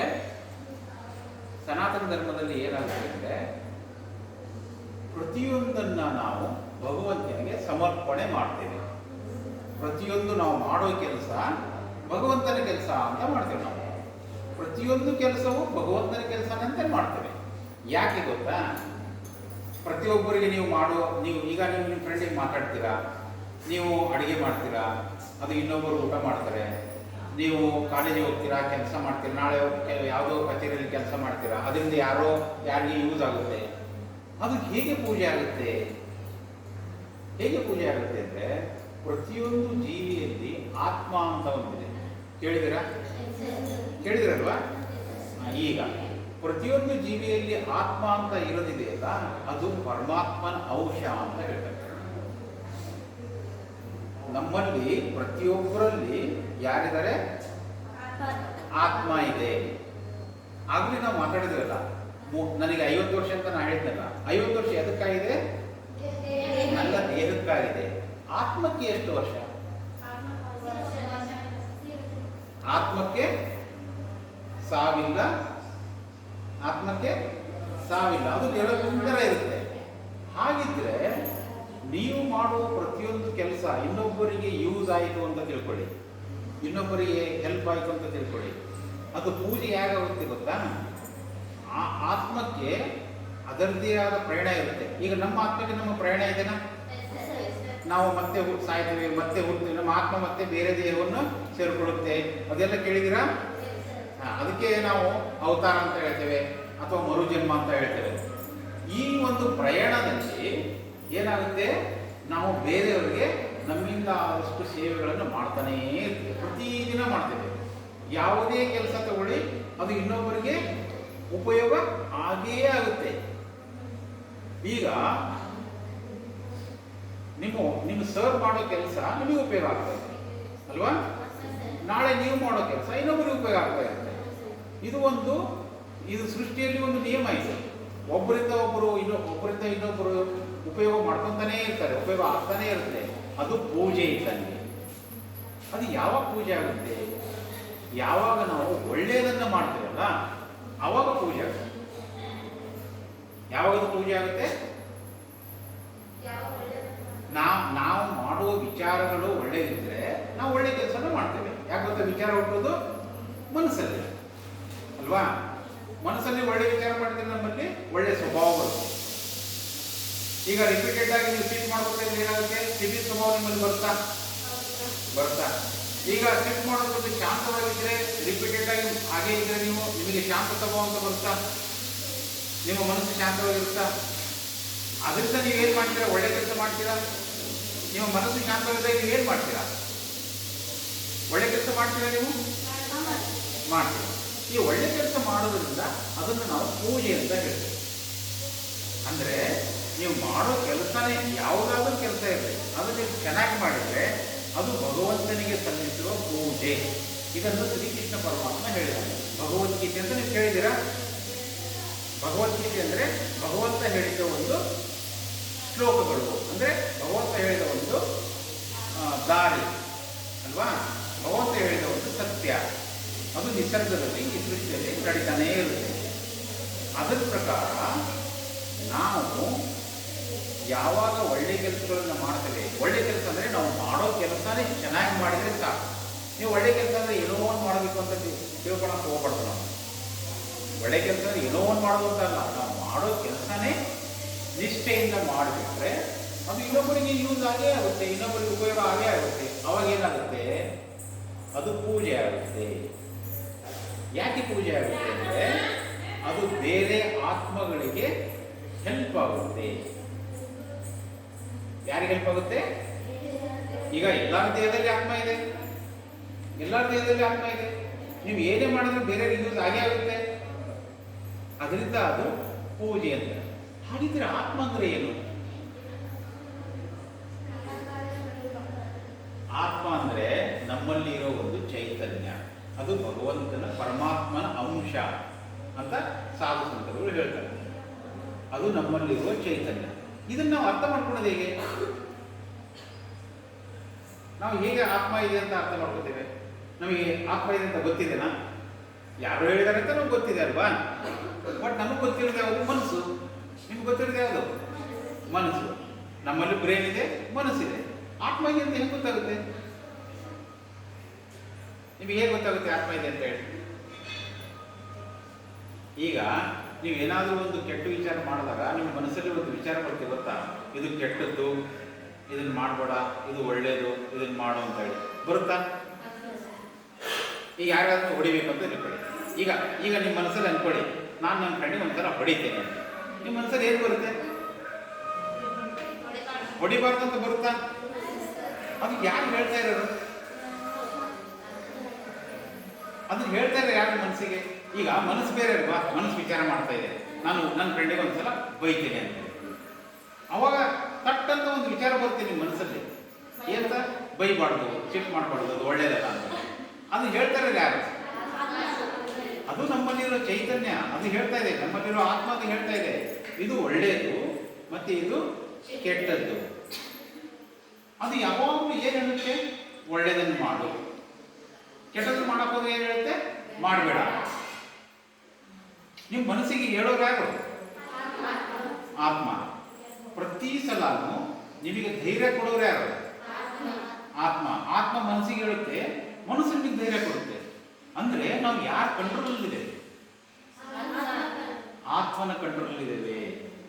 ನಮಗೆ ಅದು ಗೊತ್ತಿಲ್ಲ ಅಂದ್ರೂ ನಾವು ಆ ಚೈತನ್ಯ ಅಂತ ಹೇಳ್ತೇವಲ್ಲ, ಆತ್ಮ ಅಂತ ಹೇಳ್ತೇವಲ್ಲ, ಪರಮಾತ್ಮನ ಅಂಶ, ಅದರ ಕಂಟ್ರೋಲ್ ಇದ್ದೇವೆ. ಹಾಗಿದ್ರೆ ಪ್ರತಿಯೊಬ್ಬ ಮನುಷ್ಯನು ಏನು? ಪರಮಾತ್ಮನ ಅಂಶ. ದೇಹವನ್ನು ನಾವು ಕನ್ಸಿಡರ್ ಮಾಡಬಾರ್ದು. ಏನ್ ಮಾಡಬಾರ್ದು? ದೇಹ ಅನ್ನೋದು ಸುಮ್ಮನೆ ನಾವು ಹುಟ್ಟಿನಿಂದ ಬಂದಂತ ಒಂದು ಅಂಶ. ದೇಹ ಅನ್ನೋದು ಒಂದು ನಾವು ಹುಟ್ಟಿನಿಂದ ಹುಟ್ಟಿದಾಗ ಒಂದು ದೇಹ ಬೇಕಲ್ವಾ? ಆ ದೇಹ ಏನಾಗ್ತಾ ಇದೆ? ಬೆಳಿತಾನೇ ಇದೆ. ಹಳೆ ದೇಹ ಹೋಗ್ತಾ ಇದೆ, ಹೊಸ ದೇಹ ಬರ್ತಾ ಇದೆ. ವಯಸ್ಸಾದಂಗೆ ಆದಂಗೆ ಪ್ರತಿಯೊಂದು ಜೀವಕೋಶಗಳು ಸಾಯ್ತವೆ. ಈಗಿರೋ ನನ್ನ ದೇಹ 50 ವರ್ಷ ನನಗೀಗ, ಆಯ್ತಾ? ಈಗಿರೋ ನನ್ನ ದೇಹ 10 ವರ್ಷಗಳ ಹಿಂದಿನ ದೇಹ ಬೇರೆ ಬೇರೆವು. ಯಾಕಂದ್ರೆ ಪ್ರತಿ ಸಲ ಊಟ ಮಾಡ್ತೇವೆ, ಹೊಸ ಜೀವಕೋಶಗಳು ಉತ್ಪತ್ತಿ ಆಗ್ತವೆ, ಹಳೆ ಜೀವಕೋಶಗಳು ಸಾಯ್ತವೆ. ದೇಹ ಚೇಂಜ್ ಆಗ್ತಾನೆ ಇರುತ್ತೆ, ದೇಹ ಸಾಯುತ್ತೆ, ಮತ್ತೆ ಮರು ಜನ್ಮ ಬರುತ್ತೆ. ಆತ್ಮನ ಒಂದು ಪ್ರಯಾಣ ಇದ್ದೇ ಇದೆ. ಹಾಗಿದ್ರೆ ಪ್ರತಿಯೊಬ್ಬ ಮನುಷ್ಯನು ಈಕ್ವಲ್, ಎಲ್ಲರೂ ಒಂದೇ ಅಂತ ಯಾಕೆ ಹೇಳ್ತೇವೆ ಅಂದ್ರೆ, ಪ್ರತಿಯೊಬ್ಬ ಮನುಷ್ಯನಲ್ಲಿರುವ ಆತ್ಮನು ಪವಿತ್ರ. ಏನಿದೆ? ನಮ್ಮಲ್ಲಿ ಪವಿತ್ರ ಆತ್ಮ ಎಲ್ಲರಲ್ಲೂ ಇದೆ. ಮತ್ತು ಅದರ ಮಾತನ್ನು ನಾವು ಕೇಳಬೇಕು. ಅಂದ್ರೆ ಅದು ಒಳ್ಳೆಯದನ್ನೇ ಹೇಳುತ್ತೆ, ಅದಕ್ಕೆ ಅದರ ಮಾತನ್ನು ಕೇಳಬೇಕು. ನೀವು ಒಂದ್ಸಲ ಹೇಳ್ತೀರಾ, ಯಾರೋ ಒಂದು ಏನೋ ಹೇಳ್ತಾರೆ, ಅವಾಗ ನೀವೇ ಹೇಳ್ತೀರಾ, ನಾನು ಇವ್ರು ಹೇಳಿದ ಮಾತನ್ನು ನಾನು ಕೇಳೋದಿಲ್ಲ, ನನ್ನ ಮನಸ್ಸಿಗೆ ಬಂದದನ್ನು ನಾನು ಮಾಡ್ತೇನೆ ಅಂತ ನೀವು ಅನ್ಕೋತೀರಾ? ಅನ್ಕೊಂಡಿದ್ದೀರಾ? ಯಾವಾಗಾದ್ರೂ ಅನ್ಕೊಂಡಿದ್ದೀರಾ? ಯಾಕೆ ಅಂದ್ಕೊಳ್ತೀರಾ? ನಿಮಗೆ ಅನಿಸುತ್ತೆ ನಾನು ಬೇರೆಯವ್ರ ಮಾತನ್ನು ಜಾಸ್ತಿ ಕೇಳಬಾರ್ದು, ಅವ್ರು ಒಳ್ಳೇದು ಹೇಳ್ತಾರೋ ಕೆಟ್ಟದ್ದು ಹೇಳ್ತಾರೋ, ನನ್ನ ಮನಸ್ಸಿಗೆ ಏನು ಬರುತ್ತೆ ಅದನ್ನು ನಾನು ಮಾಡಬೇಕು ಅಂತ ನೀವು ತೀರ್ಮಾನ ಮಾಡ್ತೀರಾ. ಎಲ್ಲ ಟೈಮಲ್ಲೂ ಅದು ಮಾಡಬೇಕಂತ ಇಲ್ಲ. ಈಗ ಯಾರಾದರೂ ತಿಳಿದವರು ಅಥವಾ ಗುರುಗಳು ಅಥವಾ ಏನಾದರೂ ಬಂದು ಹೇಳಿದರೆ, ಒಳ್ಳೇದನ್ನು ಹೇಳಿದರೆ ಅದನ್ನು ಕೇಳಬೇಕು ಅಂತ ಇರುತ್ತೆ, ಹೌದಾ?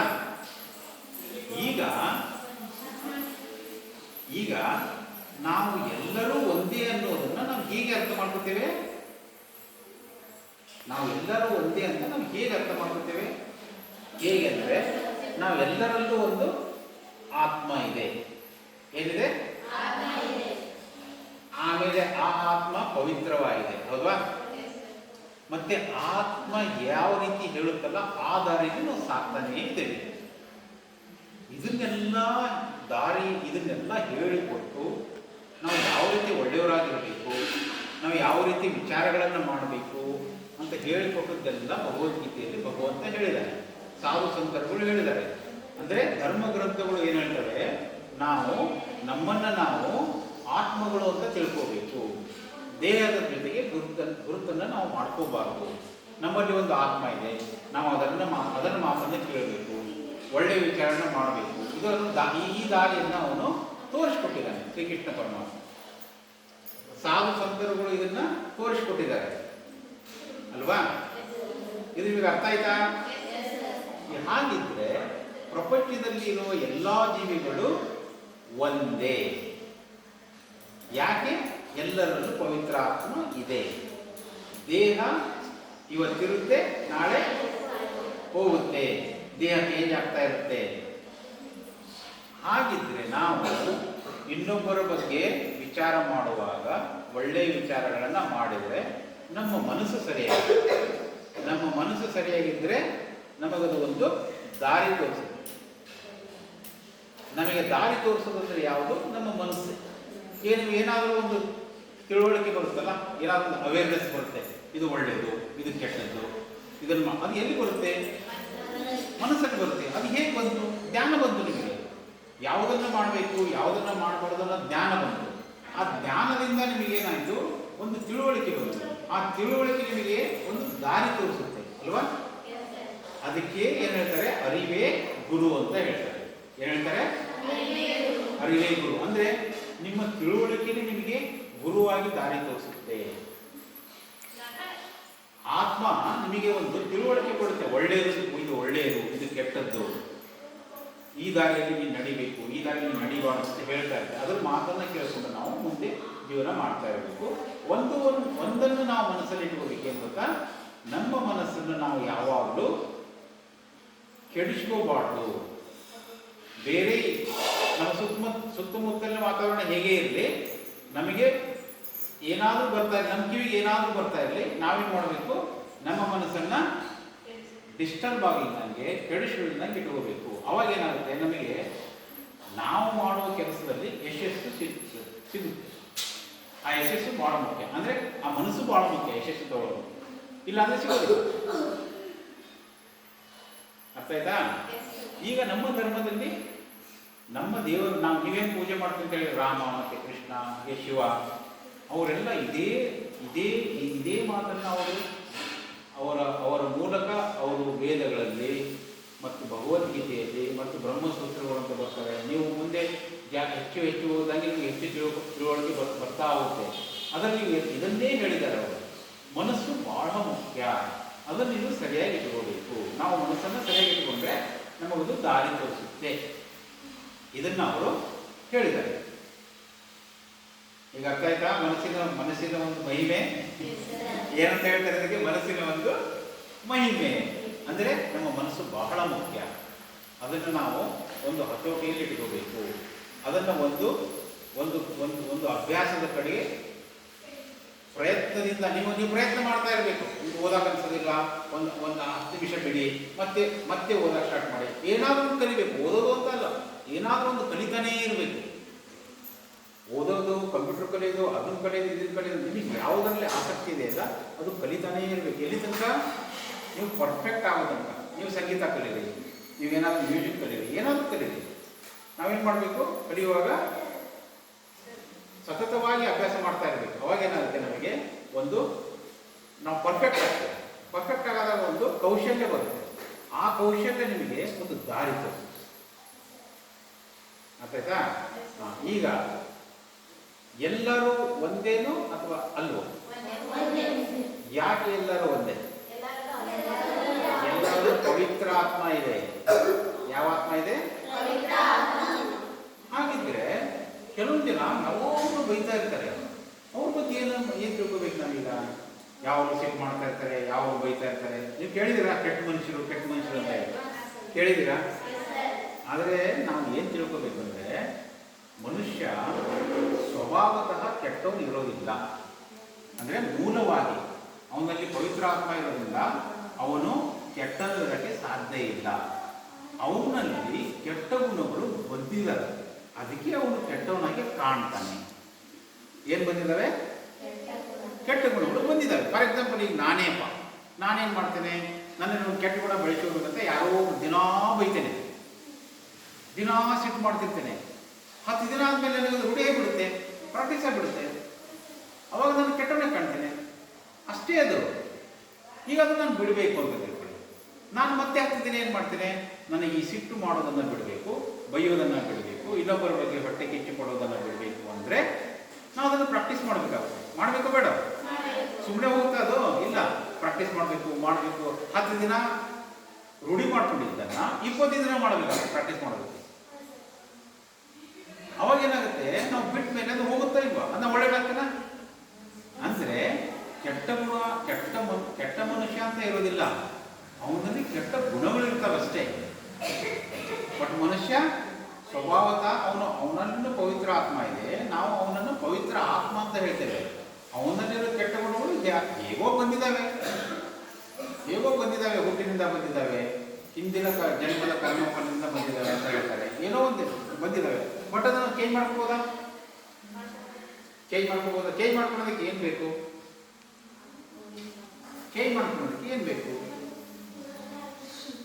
ಮನಸ್ಸು ಬೇಕು. ಏನು ಬೇಕು? ನಿಮಗೆ ಮನಸ್ಸಿದ್ದೀರ. ಈಗ ಏನಾದರೂ ಮಾಡ್ಬೇಕಂದ್ರೆ ಮನಸ್ಸು ಅಂತ ನೀವೇ ಹೇಳಿದ್ರ ಅಲ್ವಾ? ಈಗ ನೀವು ನಮ್ಮಲ್ಲಿ ನನ್ನ ಉದಾಹರಣೆ ಕೊಟ್ಟರೆ, ನನ್ನಲ್ಲಿ ಸಿಟ್ಟು ಮಾಡೋ ಗುಣ ಇದೆ ಅಂತ ತಿಳ್ಕೊಳ್ಳೋಣ. ನಾನು ಅದನ್ನು ಚೇಂಜ್ ಮಾಡ್ಕೋಬೇಕು. ಹೇಗೆ ಮಾಡ್ಕೋಬೇಕು? ನನ್ನ ಮನಸ್ಸು ಬೇಕು. ಫಸ್ಟ್ ನನಗೆ ಮನಸ್ಸಿರ್ಬೇಕು. ಈಗ ನನಗೆ ಓದೋದಕ್ಕೆ ನನಗೆ 1 ಗಂಟೆ ಆಗುತ್ತೆ, 2 ಗಂಟೆ ಓದಕ್ಕೆ ಆಗೋದಿಲ್ಲ. ನಾನೇನು ಮಾಡಬೇಕು? 2 ಗಂಟೆ ಪ್ರಯತ್ನ ಪಡಬೇಕು. 2 ಗಂಟೆ ನಾವು ಕೂತ್ಕೊಳ್ಳೇಬೇಕು ಅಂತ ನಾನು ತೀರ್ಮಾನ ತಗೋಬೇಕು. 1:30 ಗಂಟೆ ಕೂತ್ಕೋತೇನೆ ಫಸ್ಟು, ಆಮೇಲೆ 1:45 ಗಂಟೆ ಕೂತ್ಕೋತೇನೆ, ಆಮೇಲೆ ಬರ್ತಾ 2 ಗಂಟೆ ಓದ್ತೇನೆ. ಮನಸ್ಸು ಮಾಡಬೇಕು ಇಲ್ಲ? ಫಸ್ಟ್ ಮನಸ್ಸು ಮಾಡೋದನ್ನ ಏನಂತಾರೆ ಅಂದರೆ ವಿಲ್ ಪವರ್ ಅಂತಾರೆ. ಅಂದರೆ ನಮ್ಮಲ್ಲಿರೋ ಇಚ್ಛೆ, ನಮ್ಮ ಇಚ್ಛಾಶಕ್ತಿ ಎಂದರೆ ಆ ಇಚ್ಛಾಶಕ್ತಿಯನ್ನ ಒಳ್ಳೆಯದರ ಕಡೆಗೆ ತಿರುಗಿಸುವುದಕ್ಕೆ ಒಳ್ಳೆ ಮನಸ್ಸು ಬೇಕು. ಈಗ ನೀವು ನಿಮ್ಮ ಇಚ್ಛಾಶಕ್ತಿಯನ್ನು ಬಲಪಡಿಸಬೇಕು ಅಂದರೆ ನಿಮಗೆ ನಿಮ್ಮ ಮನಸ್ಸು ಚೆನ್ನಾಗಿರ್ಬೇಕು. ನಿಮ್ಮ ಮನಸ್ಸು ಚೆನ್ನಾಗಿದ್ದರೆ ನೀವು ಒಳ್ಳೆಯ ಕಡೆ ವಿಚಾರ ಮಾಡ್ತೀರಾ. ನನಗೆ ಕುತ್ಕೊಂಡು ಓದಲೇಬೇಕು 2 ಗಂಟೆ ಅಂತ ಇಚ್ಛೆ ಬರುತ್ತೆ, ವಿಲ್ ಪವರ್ ಬರುತ್ತೆ. ನಿಮಗೆ ಬೇರೆಯವರ ಆಶೀರ್ವಾದನೂ ಸಿಗುತ್ತೆ. ನೀವು ಈಗ ಒಳ್ಳೆ ಕೆಲಸ ಮಾಡಿದರೆ ಪೂಜೆ ಅಂತ ನಾನು ಹೇಳಿದ್ನಲ್ಲ, ನೀವು ಮಾಡೋ ಕೆಲಸನ ಶ್ರದ್ಧೆಯಿಂದ ಮಾಡಿದ್ರೆ ಅದು ಪೂಜೆ ಇದ್ದಂಗೆ. ಆ ಪೂಜೆಯಿಂದ ನಿಮ್ಗೆ ಸಿಗೋದೇನು ಗೊತ್ತಾ? ಆಶೀರ್ವಾದ. ಈಗ ನಿಮ್ಗೆ ಯಾರೋ ಊಟ ಹಾಕಿದ್ರು ಅಂತ ತಿಳ್ಕೊಳ್ಳಿ, ನೀವು ಅವ್ರಿಗೆ ಏನು ಕೊಡ್ತೀರಾ? ಹಾರೈಸ್ತೀರಲ್ವಾ, ವಿಶ್ ಮಾಡ್ತೀರಲ್ವಾ? ಆದರೆ ಅದು ಅವ್ರಿಗೆ ಕೊಡೋ ಆಶೀರ್ವಾದ. ನೀವು ಏನಾದರೂ ಒಬ್ಬರ ಬಗ್ಗೆ ಒಳ್ಳೆ ವಿಚಾರ ಮಾಡಿದರೆ ಅದು ಏನು? ಅದು ಆಶೀರ್ವಾದ. ಅಂದರೆ ನಿಮ್ಮ ಆತ್ಮದಿಂದ ಅವರ ಆತ್ಮಕ್ಕೆ ಕೊಡುವ ಒಂದು ಆಶೀರ್ವಾದ. ಹಾಗಿದ್ರೆ ನೀವು ಜೀವನದಲ್ಲಿ ಏನನ್ನು ಪಡ್ಕೋಬೇಕು? ನಿಮ್ಮ ಜೀವನದಲ್ಲಿ ನೀವು ಏನನ್ನು ಪಡ್ಕೋಬೇಕು? ಸಾಧ್ಯವಾದಷ್ಟು ಆಶೀರ್ವಾದಗಳನ್ನು ಪಡ್ಕೋಬೇಕು, ಶಾಪಗಳನ್ನು ಪಡ್ಕೋಬಾರ್ದು. ಶಾಪಗಳು ಅಂದ್ರೆ ಏನು? ಯಾರಿಗಾದ್ರೂ ಬೇಜಾರು ಮಾಡಿದ್ರೆ ಅವ್ರು ಬೈಕೋತಾರಲ್ಲ, ಅದು ಶಾಪ. ಯಾರಿಗಾದ್ರೂ ನೀವು ಹೆಲ್ಪ್ ಮಾಡಿದ್ರೆ ಅವ್ರು ಸಂತೋಷಗೊಳ್ತಾರಲ್ಲ, ಅದು ನಿಮಗೆ ಆಶೀರ್ವಾದ. ಅವ್ರು ನಿಮ್ಗೆ ಹೇಳಬೇಕು ಅಂತ ಇಲ್ಲ, ಸುಮ್ಮನೆ ಅವ್ರ ಸಂತೋಷ ಆದರೆ ಸಾಕು, ಅದು ನಿಮಗೆ ಆಶೀರ್ವಾದ. ಈ ಆಶೀರ್ವಾದಗಳನ್ನು ಪಡೆದ್ರಿಂದ ಏನಾಗುತ್ತೆ ಅಂದರೆ ನಿಮಗೆ ಒಳ್ಳೇದಾಗ್ತಾ ಹೋಗುತ್ತೆ. ಏನಾಗುತ್ತೆ? ಹೆಂಗೆ ಒಳ್ಳೇದಾಗುತ್ತೆ ಅಂದರೆ ನಿಮ್ಮ ಮನಸ್ಸಿಗೆ ಶಕ್ತಿ ಬರುತ್ತೆ, ನಿಮಗೆ ಜಾಸ್ತಿ ಆಗುತ್ತೆ. ನೀವು ಆ ಒಳ್ಳೆ ದಾರಿಯಲ್ಲಿ ನಡೆಯೋಕ್ಕೆ ಸ್ಟಾರ್ಟ್ ಮಾಡ್ತೀರಾ, ನಿಮಗೆ ಮಾಡೋ ಕೆಲಸಗಳು ಎಲ್ಲ ಸಕ್ಸಸ್ ಬರುತ್ತೆ. ಇಷ್ಟೊಂದೆಲ್ಲ ಲಾಭಗಳನ್ನು ಶ್ರೀಕೃಷ್ಣ ಪರಮಾತ್ಮ ಹೇಳಿದ್ದಾನೆ. ಎಲ್ಲ ಧರ್ಮ ಗ್ರಂಥಗಳಲ್ಲೂ ಹೇಳಿದ್ದಾರೆ. ಯಾವ ಧರ್ಮ ಗ್ರಂಥನೇ ನೀವು ತಗೊಳ್ಳಿ, ಎಲ್ಲರೂ ಒಳ್ಳೆಯದನ್ನೇ ಹೇಳಿದ್ದಾರೆ. ಪ್ರತಿಯೊಂದನ್ನು ಒಳ್ಳೆಯದನ್ನು ಹೇಳಿದ್ದಾರೆ. ಕೆಲವೊಂದನ್ನು ಯೂಸ್ ಮಾಡ್ತಾರೆ ಅಷ್ಟೇ. ಇನ್ನೊಂದು ಧರ್ಮ ಗ್ರಂಥ ಯೂಸ್ ಮಾಡ್ತಾರೆ. ಎಲ್ಲವೂ ಒಂದೇ. ಆಯಿತಾ? ಈಗ ನಾವು ಸನಾತನ ಧರ್ಮದಲ್ಲಿ ನಾವು ಸನಾತನ ಧರ್ಮದ ಗ್ರಂಥಗಳನ್ನು ಯೂಸ್ ಮಾಡ್ತೇವೆ. ಹಾಗಿದ್ರೆ ನಾವು ನಮ್ಮ ಜೀವನದಲ್ಲಿ ಒಂದನ್ನು ನಾವು ಅರ್ಥ ಮಾಡ್ಕೊಳ್ಳೋದೇನೆಂದರೆ, ಭಗವಂತ ಹೇಳ್ದಂಗೆ ನಾವೆಲ್ಲ ಒಂದೇ. ನಮ್ಮಲ್ಲಿ ಎಲ್ಲ ಆತ್ಮಗಳು ಎಲ್ಲರಲ್ಲೂ ಪವಿತ್ರಾತ್ಮಗಳೇ ಇದ್ದಾವೆ. ನಾವು ಮಾಡೋ ಕೆಲಸ, ಡೈಲಿ ಮಾಡೋ ಕೆಲಸ 24 ಗಂಟೆ ಇನ್ನೊಬ್ಬರಿಗೆ ಯೂಸ್ ಆಗಂಗಿರಬೇಕು, ಇನ್ನೊಬ್ಬರಿಗೆ ಹೆಲ್ಪ್ ಆಗಂಗಿರಬೇಕು. ನೀವು ಕುತ್ಕೊಂಡು ಪೂಜೆ ಮಾಡಬೇಕಂತಲ್ಲ, ನೀವು ಭಗವಂತನ ಧ್ಯಾನ ಮಾಡಿ, ಭಗವಂತನ ಶ್ಲೋಕಗಳನ್ನು ಹೇಳಿ, ಅದರಿಂದನೂ ಒಳ್ಳೇದೇ ಬರುತ್ತೆ. ಒಳ್ಳೇದು ಯಾಕೆ ಬರುತ್ತೆ ಗೊತ್ತಾ? ನೀವು ಭಗವಂತನ ಶ್ಲೋಕ ಹೇಳುವಾಗ ನೀವು ಭಕ್ತಿಯಿಂದ ಹೇಳ್ತಿರ್ತೀರಲ್ಲ, ಅವಾಗ ನಿಮ್ಮಲ್ಲಿ ಕೆಟ್ಟ ವಿಚಾರ ಬರೋದಿಲ್ಲ. ನೀವು 1 ಗಂಟೆ ಹೇಳಿದ್ರೆ 1 ಗಂಟೆ ಕೆಟ್ಟ ವಿಚಾರ ಅವಾಯ್ಡ್ ಆಗುತ್ತೆ. 2 ಗಂಟೆ ಹೇಳಿದ್ರೆ 2 ಗಂಟೆ ಕೆಟ್ಟ ವಿಚಾರ ಬರೋದಿಲ್ಲ. 24 ತಾಸು ಹೇಳಿದ್ರೆ 24 ತಾಸು ಕೆಟ್ಟ ವಿಚಾರ ಬರೋದಿಲ್ಲ. ಆದರೆ 24 ತಾಸು ಮಾಡೋಕ್ಕಾಗುತ್ತಾ ನಿಮಗೆ? ಆಗೋದಿಲ್ಲ. ಬಟ್ ಏನು ಮಾಡೋಕ್ಕಾಗುತ್ತೆ? ಏನು ಮಾಡ್ಬೇಕು? ನೀವೇನು ಮಾಡ್ತಿರ್ತೀರಾ? ಓದ್ತಾ ಇರ್ತೀರಾ, ಕಾಲೇಜ್ ಹೋಗ್ತೀರಾ, ಒಬ್ಬನೇ ಯಾರೋ ಕೆಲಸ ಮಾಡ್ತಾ ಇರ್ತೀರಾ ಆಫೀಸಲ್ಲಿ, ನೀವು ಒಬ್ಬ ಟೀಚರು ಪಾಠ ಮಾಡ್ತಾ ಇರ್ತಾರೆ, ಒಬ್ಬ ಪೊಲೀಸ್ ಸ್ಟೇಷನ್ನಲ್ಲಿ ಪೊಲೀಸ್ ಕೆಲಸ ಮಾಡ್ತಾ ಇರ್ತಾನೆ, ನ್ಯಾಯಾಧೀಶ ಲಾಯರ್ಗಳು ವಾದ ಮಾಡ್ತಾ ಇರ್ತಾರೆ. ಪ್ರತಿಯೊಬ್ಬರು ಒಂದೊಂದು ಕೆಲಸದಲ್ಲಿ ತೊಡಗಿದ್ದಾರೆ. ಅವರು ಮಾಡೋ ಕೆಲಸನ ಅವರು ಒಳ್ಳೆಯದಕ್ಕಾಗಿ ಮಾಡಿದರೆ, ಇನ್ನೊಬ್ಬರ ಒಳ್ಳೆಯದಕ್ಕಾಗಿ, ಅಂದರೆ ಅವ್ರು ಮಾಡೋ ಕೆಲಸನ ಶ್ರದ್ಧೆಯಿಂದ ಮಾಡಿದ್ರೆ ಸಾಕು, ಅದು ಇನ್ನೊಬ್ಬರಿಗೆ ಒಳ್ಳೆಯದೇ ಆಗುತ್ತೆ. ಆ ಬೇರೆ ದಾರಿಯಿಂದ ಮಾಡಿದ್ರೆ ಅದು ಕೆಟ್ಟದಾಗುತ್ತೆ. ಅಷ್ಟು ಮಾಡ್ಕೊಂತ ಹೋದರೆ ಸಾಕು, ಅದು ಪೂಜೆ ಅಂತ ಶ್ರೀಕೃಷ್ಣ ಪರಮಾತ್ಮ ಹೇಳ್ತಾರೆ. ಅದಕ್ಕೆ ಕರ್ಮಯೋಗ ಅಂತ ಹೇಳ್ತಾರೆ. ನಿಮಗೆ ಬೇಕಂದ್ರೆ ಇದನ್ನು ನೆನಪಿಟ್ಕೊಳ್ಳಿ. ಕರ್ಮಯೋಗ ಅಂದರೆ ಏನು? ನಾವು ಮಾಡುವ ಕೆಲಸವನ್ನ ಶ್ರದ್ಧೆ ಭಕ್ತಿಯಿಂದ ಇನ್ನೊಬ್ಬರಿಗೆ ಉಪಯೋಗ ಆಗಿ ಮಾಡ್ತಾ ಇರಬೇಕು. ಅದಕ್ಕೆ ಕರ್ಮಯೋಗ ಅಂತ ಹೇಳ್ತಾರೆ. ಅದರಿಂದ ನಿಮಗೆ ಬಹಳ ಒಳ್ಳೆಯದು. ನೀವು ಪೂಜೆ ಮಾಡಬೇಕು, ಗಂಟೆ ಅದರ ಅವಶ್ಯಕತೆ ಇಲ್ಲ. ನೀವು ಭಗವಂತನಿಗೆ ಸುಮ್ಮನೆ ನಮಸ್ಕಾರ ಮಾಡಿದ್ರೆ ಸಾಕು. ಏನು ಮುಖ್ಯ ಆಗಿದ್ರೆ ನಾವು ಮಾಡೋ ಕೆಲಸದಲ್ಲಿ ಶ್ರದ್ಧೆ ಭಕ್ತಿ ಇರಬೇಕು ಒಂದು. ಆಮೇಲೆ ನಮ್ಮನ್ನು ನಾವು ಯಾವ ರೀತಿ ಹೇಳ್ಕೋಬೇಕು?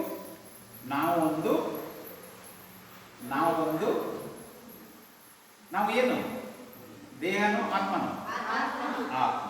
ಅಂದರೆ ನಮ್ಮಲ್ಲಿ ಒಂದು ಆತ್ಮ ಇದೆ, ನಮ್ಮಲ್ಲಿ ಒಂದು ಚೈತನ್ಯ ಇದೆ.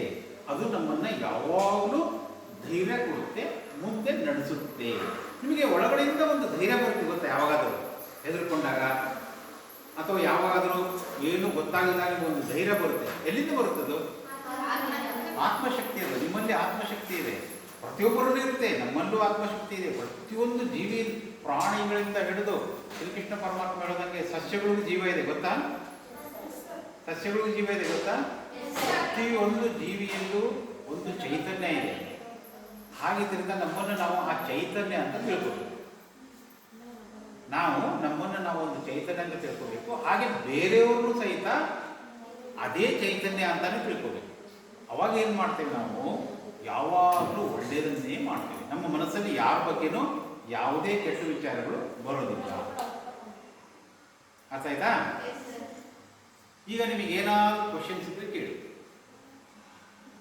ಏನಾದ್ರು ಯಾವುದ್ರ ಬಗ್ಗೆ ಅಂತ ಕೇಳಿ. ನನ್ಗೆ ಗೊತ್ತಿದ್ರೆ ನಾನು ಹೇಳ್ತೀನಿ.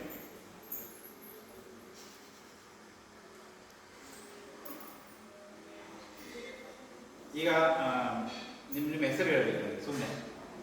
ನಿಮ್ಮ ಹೆಸರು ಏನಮ್ಮ? ಹಾಂ ಹೇಳೋ. ನಿಮ್ಮ ಹೆಸರೇನು? ಸೌಂದರ್ಯ. ಏನು ಓದ್ತಾ ಇದೆಯಾ? Second PU. ಯಾವುದು ಸಬ್ಜೆಕ್ಟು? ಆರ್ಟ್ಸಾ? ಆರ್ಟ್ಸಲ್ಲಿ ಇತಿಹಾಸ ಓದ್ತಾ ಇದೆಯಾ? ಹಿಸ್ಟ್ರಿ? ಹಾಂ, ಹಿಸ್ಟ್ರಿ ಓದ್ತಾ ಇದೆಯಾ? ನಿಮ್ಮ ಹೆಸರೇನಮ್ಮ? ಹಾಂ, ಗೌರಿ. ಏನು ಓದ್ತಾ ಇದೆಯಾ? Second PUC. ಯಾವುದು? ಆರ್ಟ್ಸಾ? ಹಾಂ. ನಿಮ್ಮದು? ಹಾಂ, ಏನು ಓದ್ತಾ ಇರೋದು? PUC. ಯಾವ ಸಬ್ಜೆಕ್ಟು? ಹಾಂ, ಆರ್ಟ್ಸ್. ಆರ್ಟ್ಸಲ್ಲಿ ಇತಿಹಾಸ ಓದ್ತಾ ಇದ್ದೀರಾ? ಮತ್ತೇನು ಓದ್ತಾ ಇದ್ದೀರಿ? ಆರ್ಟ್ಸಲ್ಲಿ ಏನು ಸಬ್ಜೆಕ್ಟ್ ಇದೆ? ಯಾರೋ ಒಬ್ಬರು ಹೇಳಿ. ಹಾಂ, ಒಬ್ಬರು ಹೇಳಿ.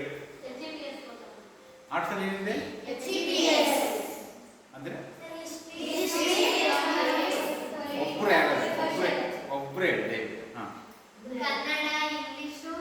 ಪೊಲಿಟಿಕಲ್ ಸೈನ್ಸ್, ಸಮಾಜಶಾಸ್ತ್ರ, history. Thank you very much. Thank you. ನಿಮ್ಮ ಹೆಸರೇನು? ಹಾಂ, ಈಗ ಪೊಲಿಟಿಕಲ್ ಸೈನ್ಸ್ ಇದೆ, ಹಿಸ್ಟ್ರಿ ಇದೆ, ಸಮಾಜಶಾಸ್ತ್ರ, ಎಕನಾಮಿಕ್ಸ್. ಎಕನಾಮಿಕ್ಸ್ ಅಂದ್ರೆ ಏನು?